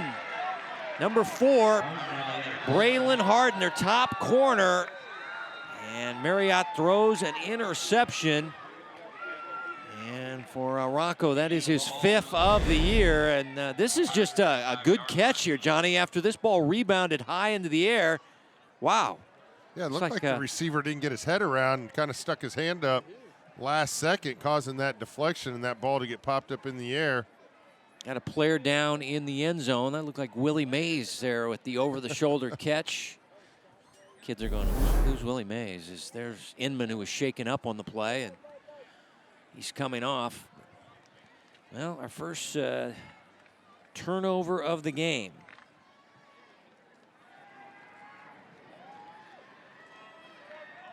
Braylon Harden, all-conference player, college prospect. Teams like UCM, Northwest Missouri State, Pitt State, North Dakota like his athleticism, like his cover skills.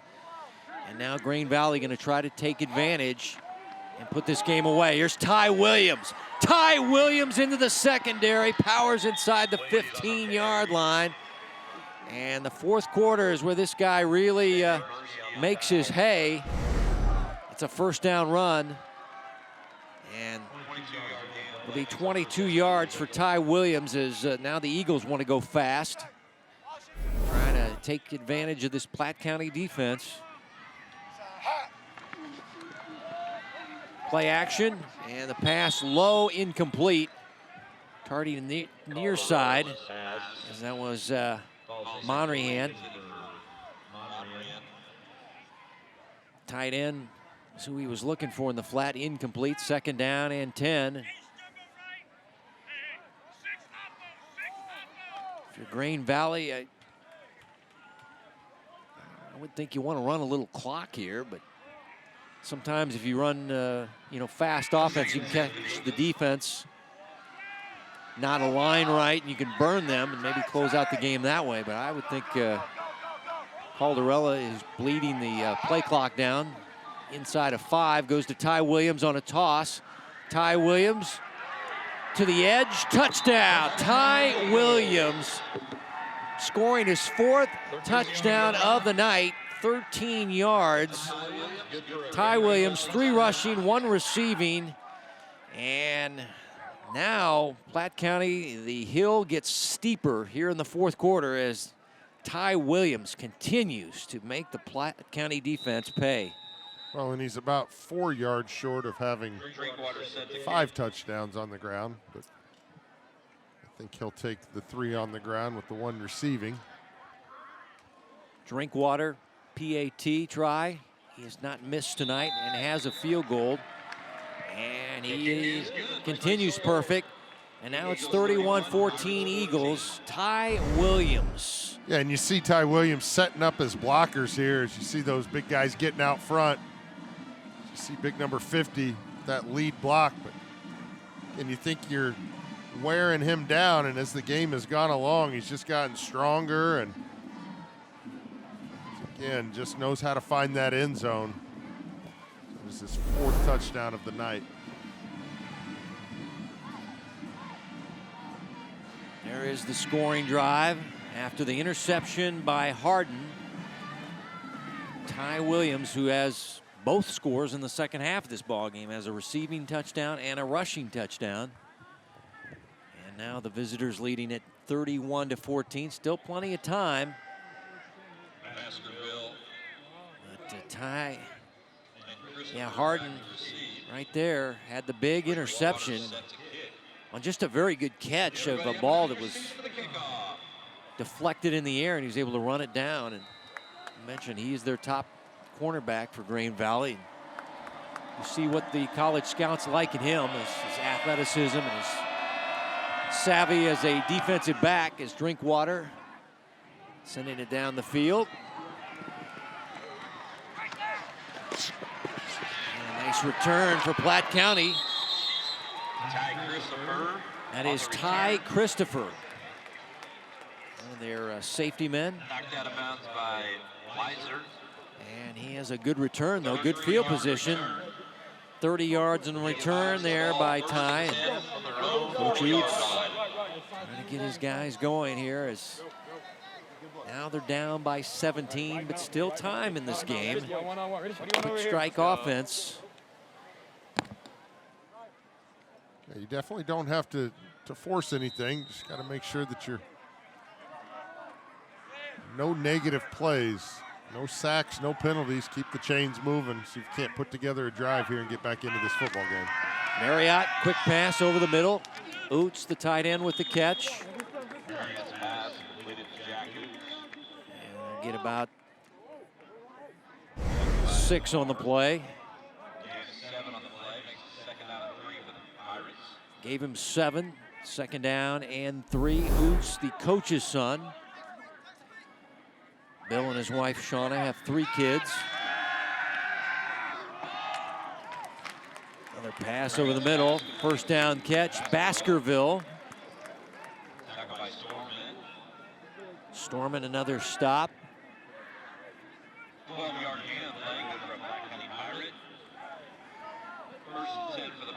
He's got a brother and a sister as well, and his father is a football coach on the Platte County staff. Wayne the second. Trace is Wayne the third, as here's Marriott in trouble and sacked. Irvin with a big-time sack of Marriott. You talk about 9 on 9. Here's Irvin. He grabs Big Rocco up high and whips him to the turf. Yeah, and that's exactly what you didn't want to have happen. That internal clock's got to go off. You either got to throw that ball away or just tuck it and run. And Marriott just hangs on to it just a little bit too long. Forces a long 2nd down here. Getting behind the chains. 2nd down and long. 2nd and 21. Marriott, a heater this time. Incomplete. As that time they were looking for the other tight end, Brooks Hall. And that was the fastball, I think. That one had some heat on it. Well, now you got to get the ball down the field here. Obviously, you're in 4-down territory, but you got 20 yards to pick up. Got to make sure you're getting at least half of that back here, if not more. Remember, this quarterback is a 10th grader. As we're going to flag down prior to the snap. And the Eagles give them a free 5 with an encroachment penalty. We have a dead penalty. ball foul. Encroachment on the defense. 5 to the previous spot. Repeat 3rd down. Yeah, we're at the line of scrimmage, and I noticed him lined up. So he just lined up wrong. Huh? Lined up wrong, and referee didn't hesitate. Threw that flag. Yep, the linesman right there. That is Maurice Ragland is her linesman tonight. Pass to the outside. Caught by Gisler. Breaks a tackle. Gisler down the sideline. And wow, Gisler. Says Ty Williams, you think you're a pretty good receiver out of the backfield? How about me, number 32, with a big catch, breaking a tackle, Johnny, that he needed to break to get the 1st down and move the chains now for Platte County. Yeah, big time first down pickup here as they were 3rd and 20, trying to figure out what to do next. But he got 23 in the 1st down. Here's Rocco to throw on 1st down. Baskerville the catch. Trace just dragging tacklers near the 10-yard line before he's stopped on the play and the whistle blows. Another 1st down. Platte County getting the passing game heated up.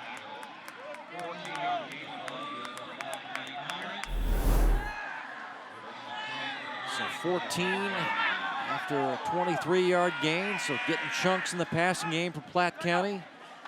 As Marriott now brings it down, throwing to the back of the end zone, too tall, incomplete. There were 2 receivers in the area. Mizell, I think, was the guy he was looking for. 2nd down and 10.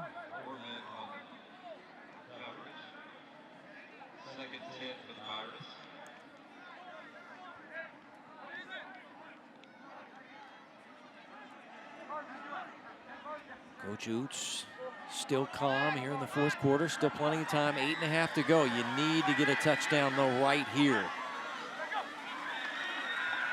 And now Marriott gonna take off. Breaks 1 tackle and then is hit hard as he's down near the 7-yard line. He gets 4 on the play. DJ Harris making the stop, but Rocco took a hard hit at the end of this.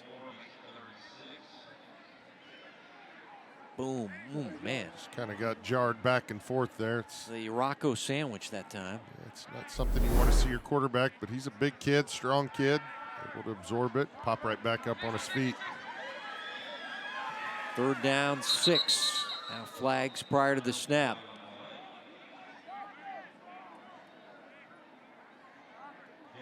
Boy, Green Valley's talk about shooting yourself in the foot.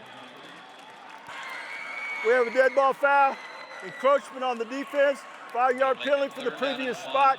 Repeat 3rd down. That's a couple of killer penalties. I mean, you just free yardage you're giving away. Now it's 3rd down and 1.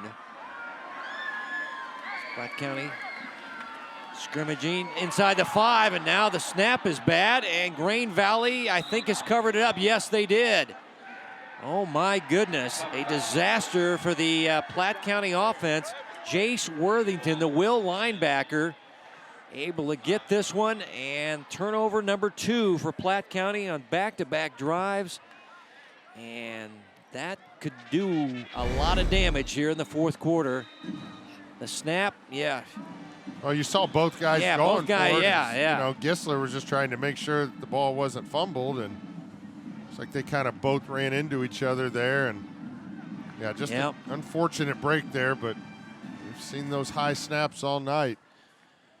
Yep, the snaps have been detrimental, and, yeah, both guys trying to go for the football, and neither one of them got it. Instead, it was the linebacker, Worthington. And Ty Williams, though, been the big star tonight, Johnny. Boy, 4-touchdown night, about 1 million yards, but it started early with this 70-yard touchdown run. Yeah, and he just really has not seemed to slow down as the game has gone along. He's got, you know, long touchdown runs. He's got a receiving touchdown. He's lined up at Wildcat, picked up some big 1st downs. I mean, this guy's really done it all for his team, and you see right there, over 10 yards per carry. So he's going to up that 9.9 tonight, and look for him to get some mentions for Player of the Week. And, you know, he has the 61-yard receiving touchdown as well. Number 12 will sleep well tonight, as now Green Valley going to try to run out the clock as Caldarella got rid of it in the end zone, and that's going to be looks like a grounding call in the end zone, which could result in a safety. Let's see what the officials have to say. We have intentional grounding on the offense. The foul occurred in the end zone. It's a safety. Safety, 2 points, Platte County. So just when you started shoveling dirt on these guys, that play occurs. Well, and you were down 3 scores. McDowell was the guy back there. You were down 3 scores after the turnover, but with the safety and now getting the football. Free kick coming up. Yeah, Platte County will get it back. With pretty good field position, you would imagine, with the kickoff coming at the 20-yard line. Yeah, they're talking it over. I was thinking that, how about run it and run the clock? Not drop back in your end zone and take a 2-point safety. And I think that's the discussion here between the coach and the quarterback. Don't know if it was an audible, but they say Sal knows the offense like the back of his hand. I mean, he's really a sharp kid. Well, we've seen this Platte County defense come up with that was a good play by McDowell, no question about it, but you drop back into your own end zone. Yeah, just thought, run the ball, and punt it, and Platte County gets it with about 3 minutes left. Down 31-16.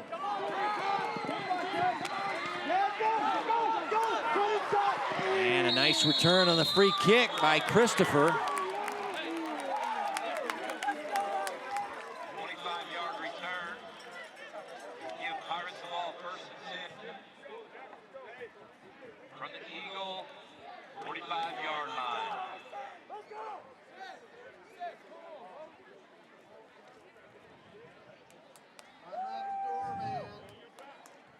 So 31-16, 7.5 to go, and Rocco in the offense, full-blown passing game coming up here. Empty sets, it looked like. Looks like they got 5 receivers deployed. Well, the door is still cracked open if you're Platte County.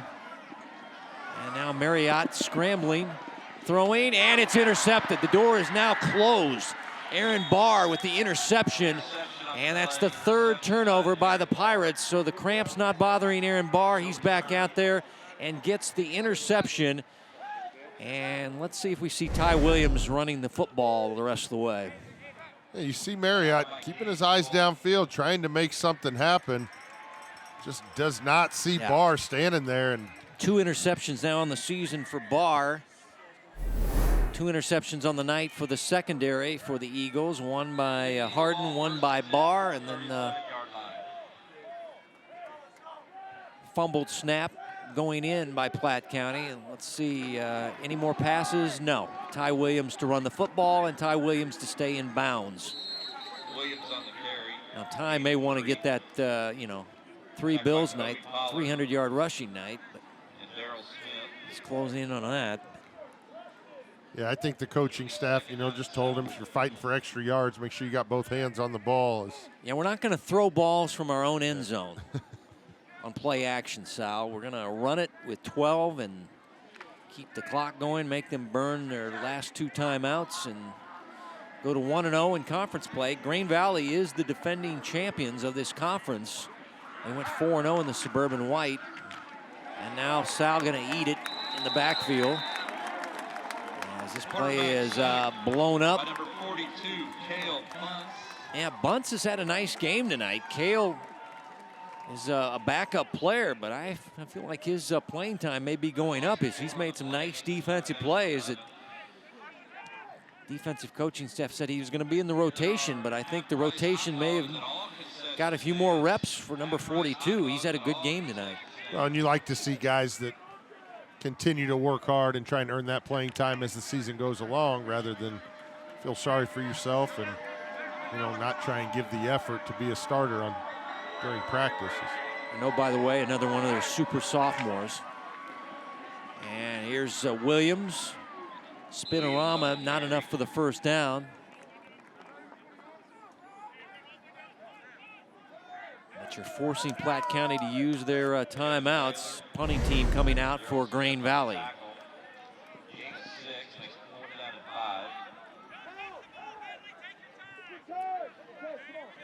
You can hear the coaches from Grain Valley telling the punter Kleiman to take your time. Let the play clock run down before you punt the ball.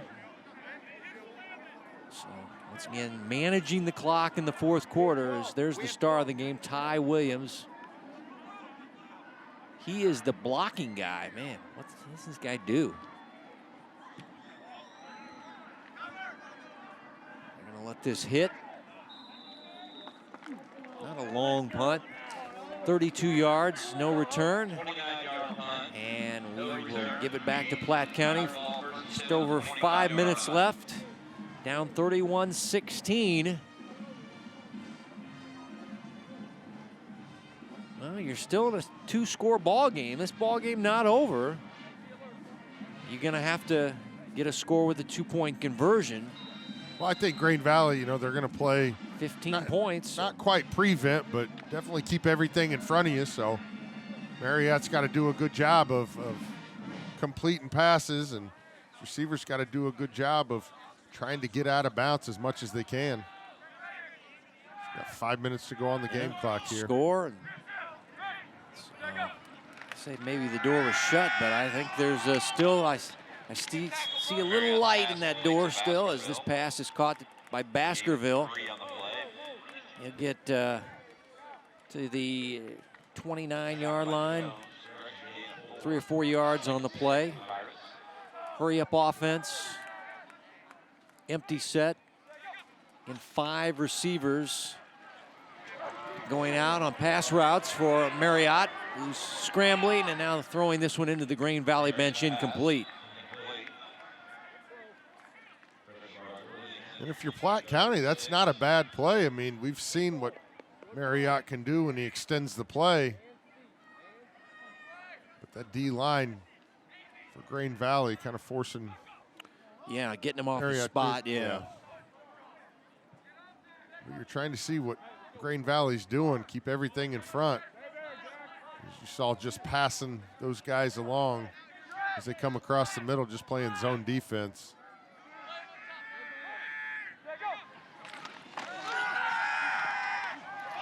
Fires middle, off the receiver's hands, incomplete.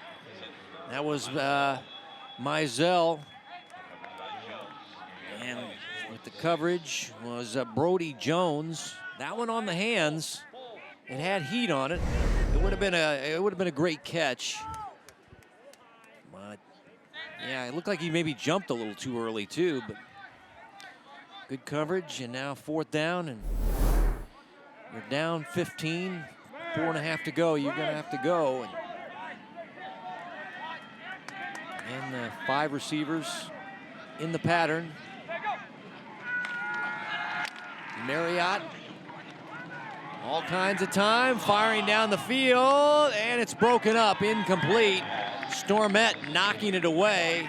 It's like Baskerville was the receiver they were looking for. Stormette's had a nice game tonight. Block punt, numerous plays in the secondary.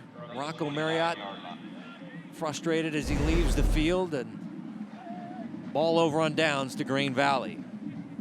And you see him just trying to make a play, trying to get somebody to get some separation, but Grain Valley, good job covering down the field, avoiding that pass interference.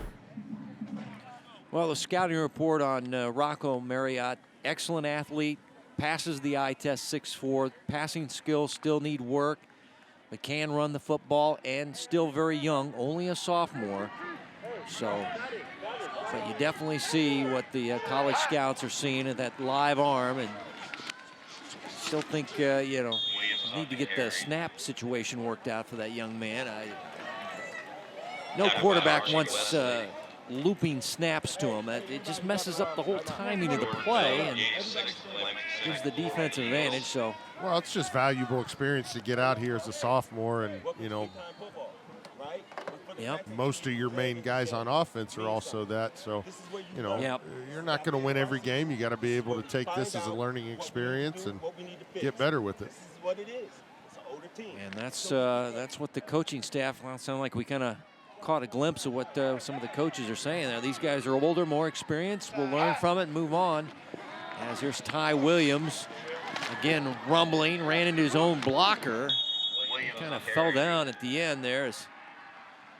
Anderson was blocking for him, and I think he wanted to stay in bounds. Yeah, he just wanted to, he bounced off the back of number 10, and yeah, just kind of feel bad for his teammate. Yeah, his teammate, yeah. Yeah, that just ran up his back, and running backs always say, get out of the way or I'll run up your back. But smart play by Williams, the star of the game, has stayed in bounds, and Platte County not taking a timeout. Down 15, under 3.5 to play in regulation.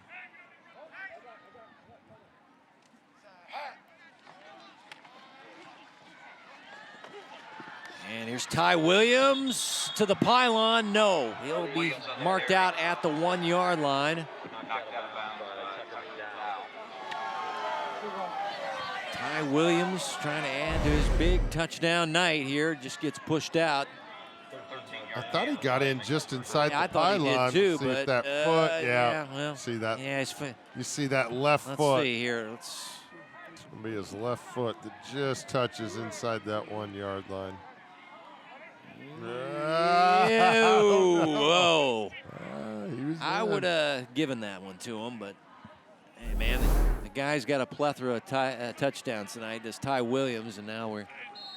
Yep, no replay in high school football, so Ty Williams not going to get this one. I'd be curious to see if they want to punch it in here, too, Johnny. I mean, you're playing a conference rival. You want to pour a little salt in the wound here. I mean, he got his foot inside the pylon here, and the ball, yeah, that's 6, man. Ty, yeah, I'm with you, buddy. Yeah, you should have another one, but you've had a great night. No question about it.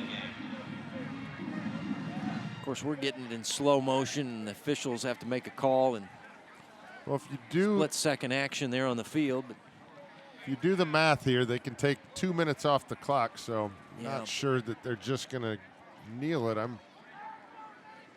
Would assume they would try and punch this in. all right, well, You don't have an, well, you can take some knee and take 3 knees. yeah, it doesn't completely vanquish the clock, is what you're saying. Yeah, I got you. But yeah, I think that was my point. All right. It's getting late.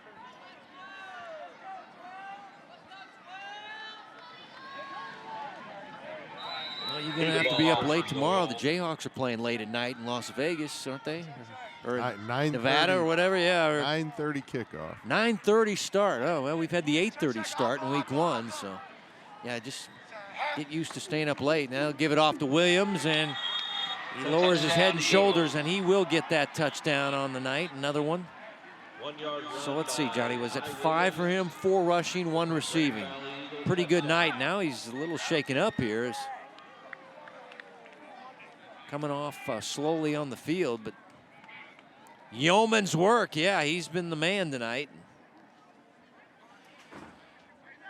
PAT upcoming, 37-16, and Coach Alley giving him a 5 as he comes off.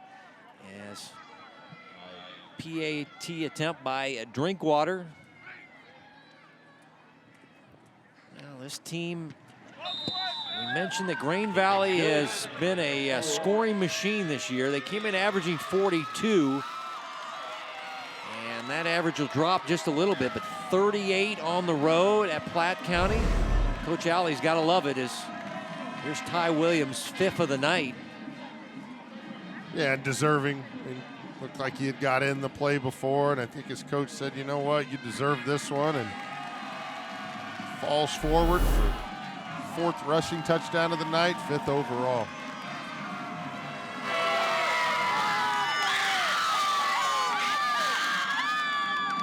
In 4 plays, 29 yards. Capped off by that 1-yard touchdown run by Ty Williams. We'll see. Seen the coaches put their headsets up, so I'm wondering what Platte County's thinking about doing here. Baskerville and Christopher back at the seat. Everybody up and at your seat to kick off.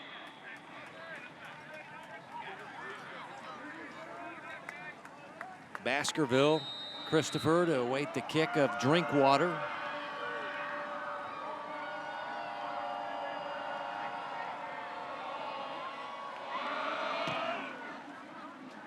This will be Baskerville from the 6. And Trace with a nice return. Trace breaks another tackle. The kicker's got to make the stop. Nope.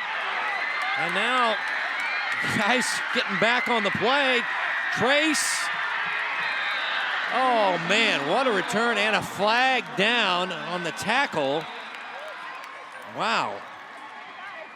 That was Keystone Cops.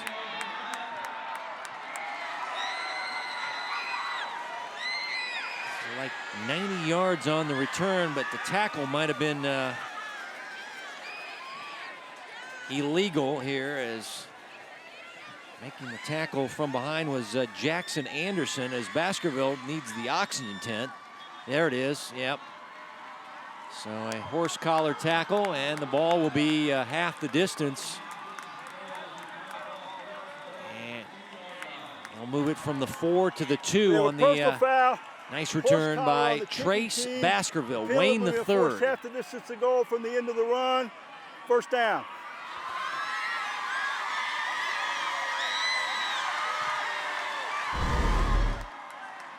Fans are still into this game, and this was a crazy return. You think, okay, the kicker's got to make the stop here, but then he cut it back and let everybody get involved. As now here's Marriott trying to run it in himself and not going to get there, as the defense able to shut him down. Worthington, the Will linebacker, wrapped him up. Yeah, I mean, when he slowed down and made the cut across the field, then you got the guys from Grain Valley that were already past the play get back in it. Just a crazy play. They've had success bringing the kickoff up that left-hand side. Has had a couple good returns. Maybe there was a little bit of strategy kicking the ball out of bounds to start the game. Yeah, don't want to get it to a dangerous kickoff, man. Stevens in motion, pass to the back of the end zone, caught, touchdown. And it is number 10, Brooks Hall, the tight end. They got two good tight ends, and Oots and Hall reels in his first touchdown catch of the year. Will go as a 4-yard touchdown catch. Marriott is 8th touchdown pass of the year. They're going to go for 2 here. So try and get this down to a 14-point lead. 2-point conversion. Gisler in the backfield. Marriott buying time. Still buying, throwing into the corner, and it's caught. Dawson Mizell, 2-point conversion catch. 38-24, long kickoff return by Baskerville. As Baskerville took it some 90 yards, but not for the touchdown, but they were able to get the touchdown and 2-point conversion as long return by Trace Baskerville. Well, you see the effort by his teammates down the field, still helping him out with the blocking there. That sets up this 4-yard touchdown pass. The tight end Hall. And the 2-point conversion. So we're going to have a hands team out here. Yeah, 2-score game. Again, this is where you get in the debate with time management, people. Do you want to take time off or do you want to keep scoring points? Some coaches say, yeah, we want to keep putting points on the board, but you're not running the clock, so you're allowing the other team to keep scoring points. So you're I don't know. I'm more of run the clock out because you can't score when there's zeros on the board. And now we'll see an onside kick by Goodall. We're going to look for that big hop here, try and get over that front line. Wide receivers, DBs in there, and it's taken in by maybe the best hands they've got in Harden, who had that interception on that over-the-shoulder catch, and probably their biggest prospect as far as a player that's going to play some college football next year, probably in the MIAA, Braylon Harden. Yeah, you got to put that ball more towards the top of the numbers rather than the hash marks. Allow your guys to get down the field. Looking for a big hop there, but good job by Grain Valley fielding that ball, just taking it down to the ground. Soon we're going to see some runs up the middle or maybe just some kneeling. We'll see Ty Williams. Ty Williams to the outside. Ty Williams still going. This guy will not be denied. 6-touchdown night. Ty Williams. My goodness, this guy is just killing Platte County.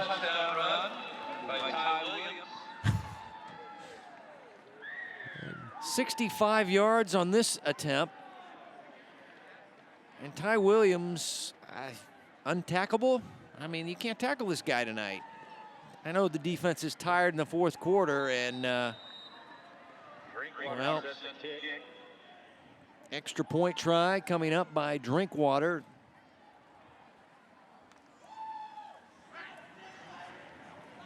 What a night for the senior Ty Williams as Drinkwater continues his good kicking night. But the man of the night is not that guy. Number 12. 6 is the night for Ty Williams, and 300 yards, and he's got his shirt, so. Definitely a good night to wear that shirt tonight.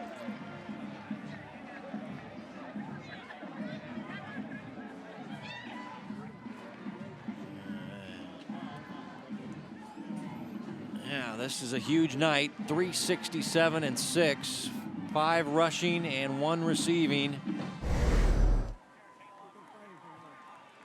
It's like he gets to the sideline, you're like, somebody's going to bump him out of bounds here. Nope, nope. That guy, no. You got to really hit this guy to get him out of bounds. Ty Williams.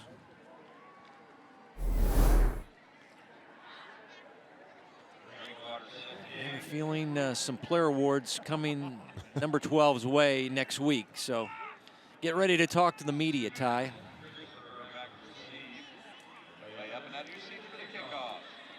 Let's see if they elect to kick this deep or try and put it on the ground, a squib kick here. Yeah, well, good call, Johnny. They squib it to an up man.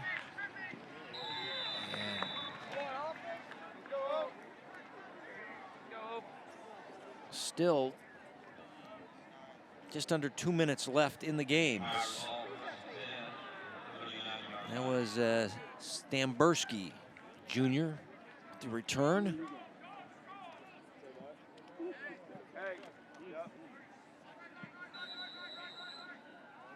Number 29. And now the ball spotted at the 39, 1st and 10. Well, I spoke too soon on that scoring average, Johnny. I remember they said the Green Valley had average 42. It's going to fall tonight. No, it's going up a little bit. It's going to be around 43 and a half. So yeah, this game keeps putting points on the board. I thought it might be kind of a shootout. It's been kind of somewhat of a shootout, but I mean, Platte County's had 3 turnovers tonight. That's hard to win when you have the ball turned over that many times. Gisler coming out of the game. He's had a good night running the football for the Pirates.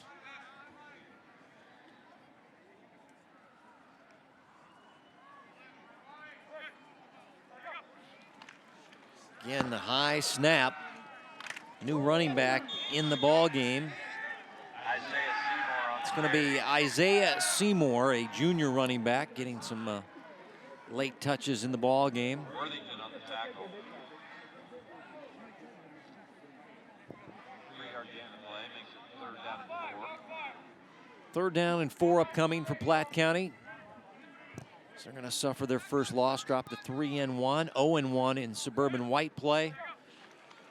And Grain Valley will go to 3-1, and it's a big bounce back win after a game that they thought they had Oak Park beat, and a couple of late interceptions kind of hurt them.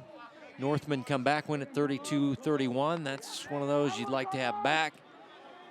But tonight, this is going to be a satisfying win coming up here to Platte County, a team that's beaten them 4 of the last 5 times and getting the job done and getting that bad taste out of your mouth after that 1-point loss to Oak Park. As the clock going to wind out on a Grain Valley road victory at Platte County. As your final tonight at Pirate Stadium is 45-24. Grain Valley, number 3 in Class 5, beats number 6 in Class 5. 45-24, GV road win.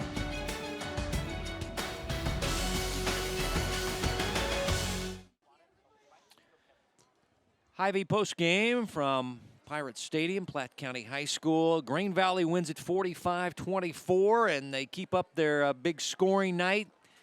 And Ty Williams nearly, Johnny, with tonight's big ball game, the 6 touchdowns and nearly 400 yards, has almost 1,000 yards here in week 4.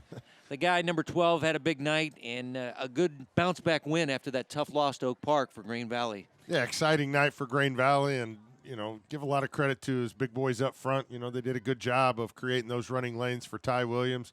Obviously, he's a guy who's going to put his name on a ballot for a lot of post-season awards, as he's already at 1,000 yards through week 4. So look for him to continue to, carry this offense. And, Platte County, a lot of young guys, good experience tonight. Look for these guys to bounce back next week. Thanks to our ADs, Gabe Middleton of Platte County, Brandon Hart of Grain Valley. Thanks to the coaches, Coach Alley and Coach Oots. Our producer's been Joe Novacek. For Johnny Beck, Bethany Bowman, and our entire Spectrum News crew. Next week, big one in the Sunflower, as you got Gardner Edgerton, the 6A runners-up against 4-time defending state champs Mill Valley. Kevin White saying so long from Pirate Stadium in Platte County, Missouri, and Platte County High School.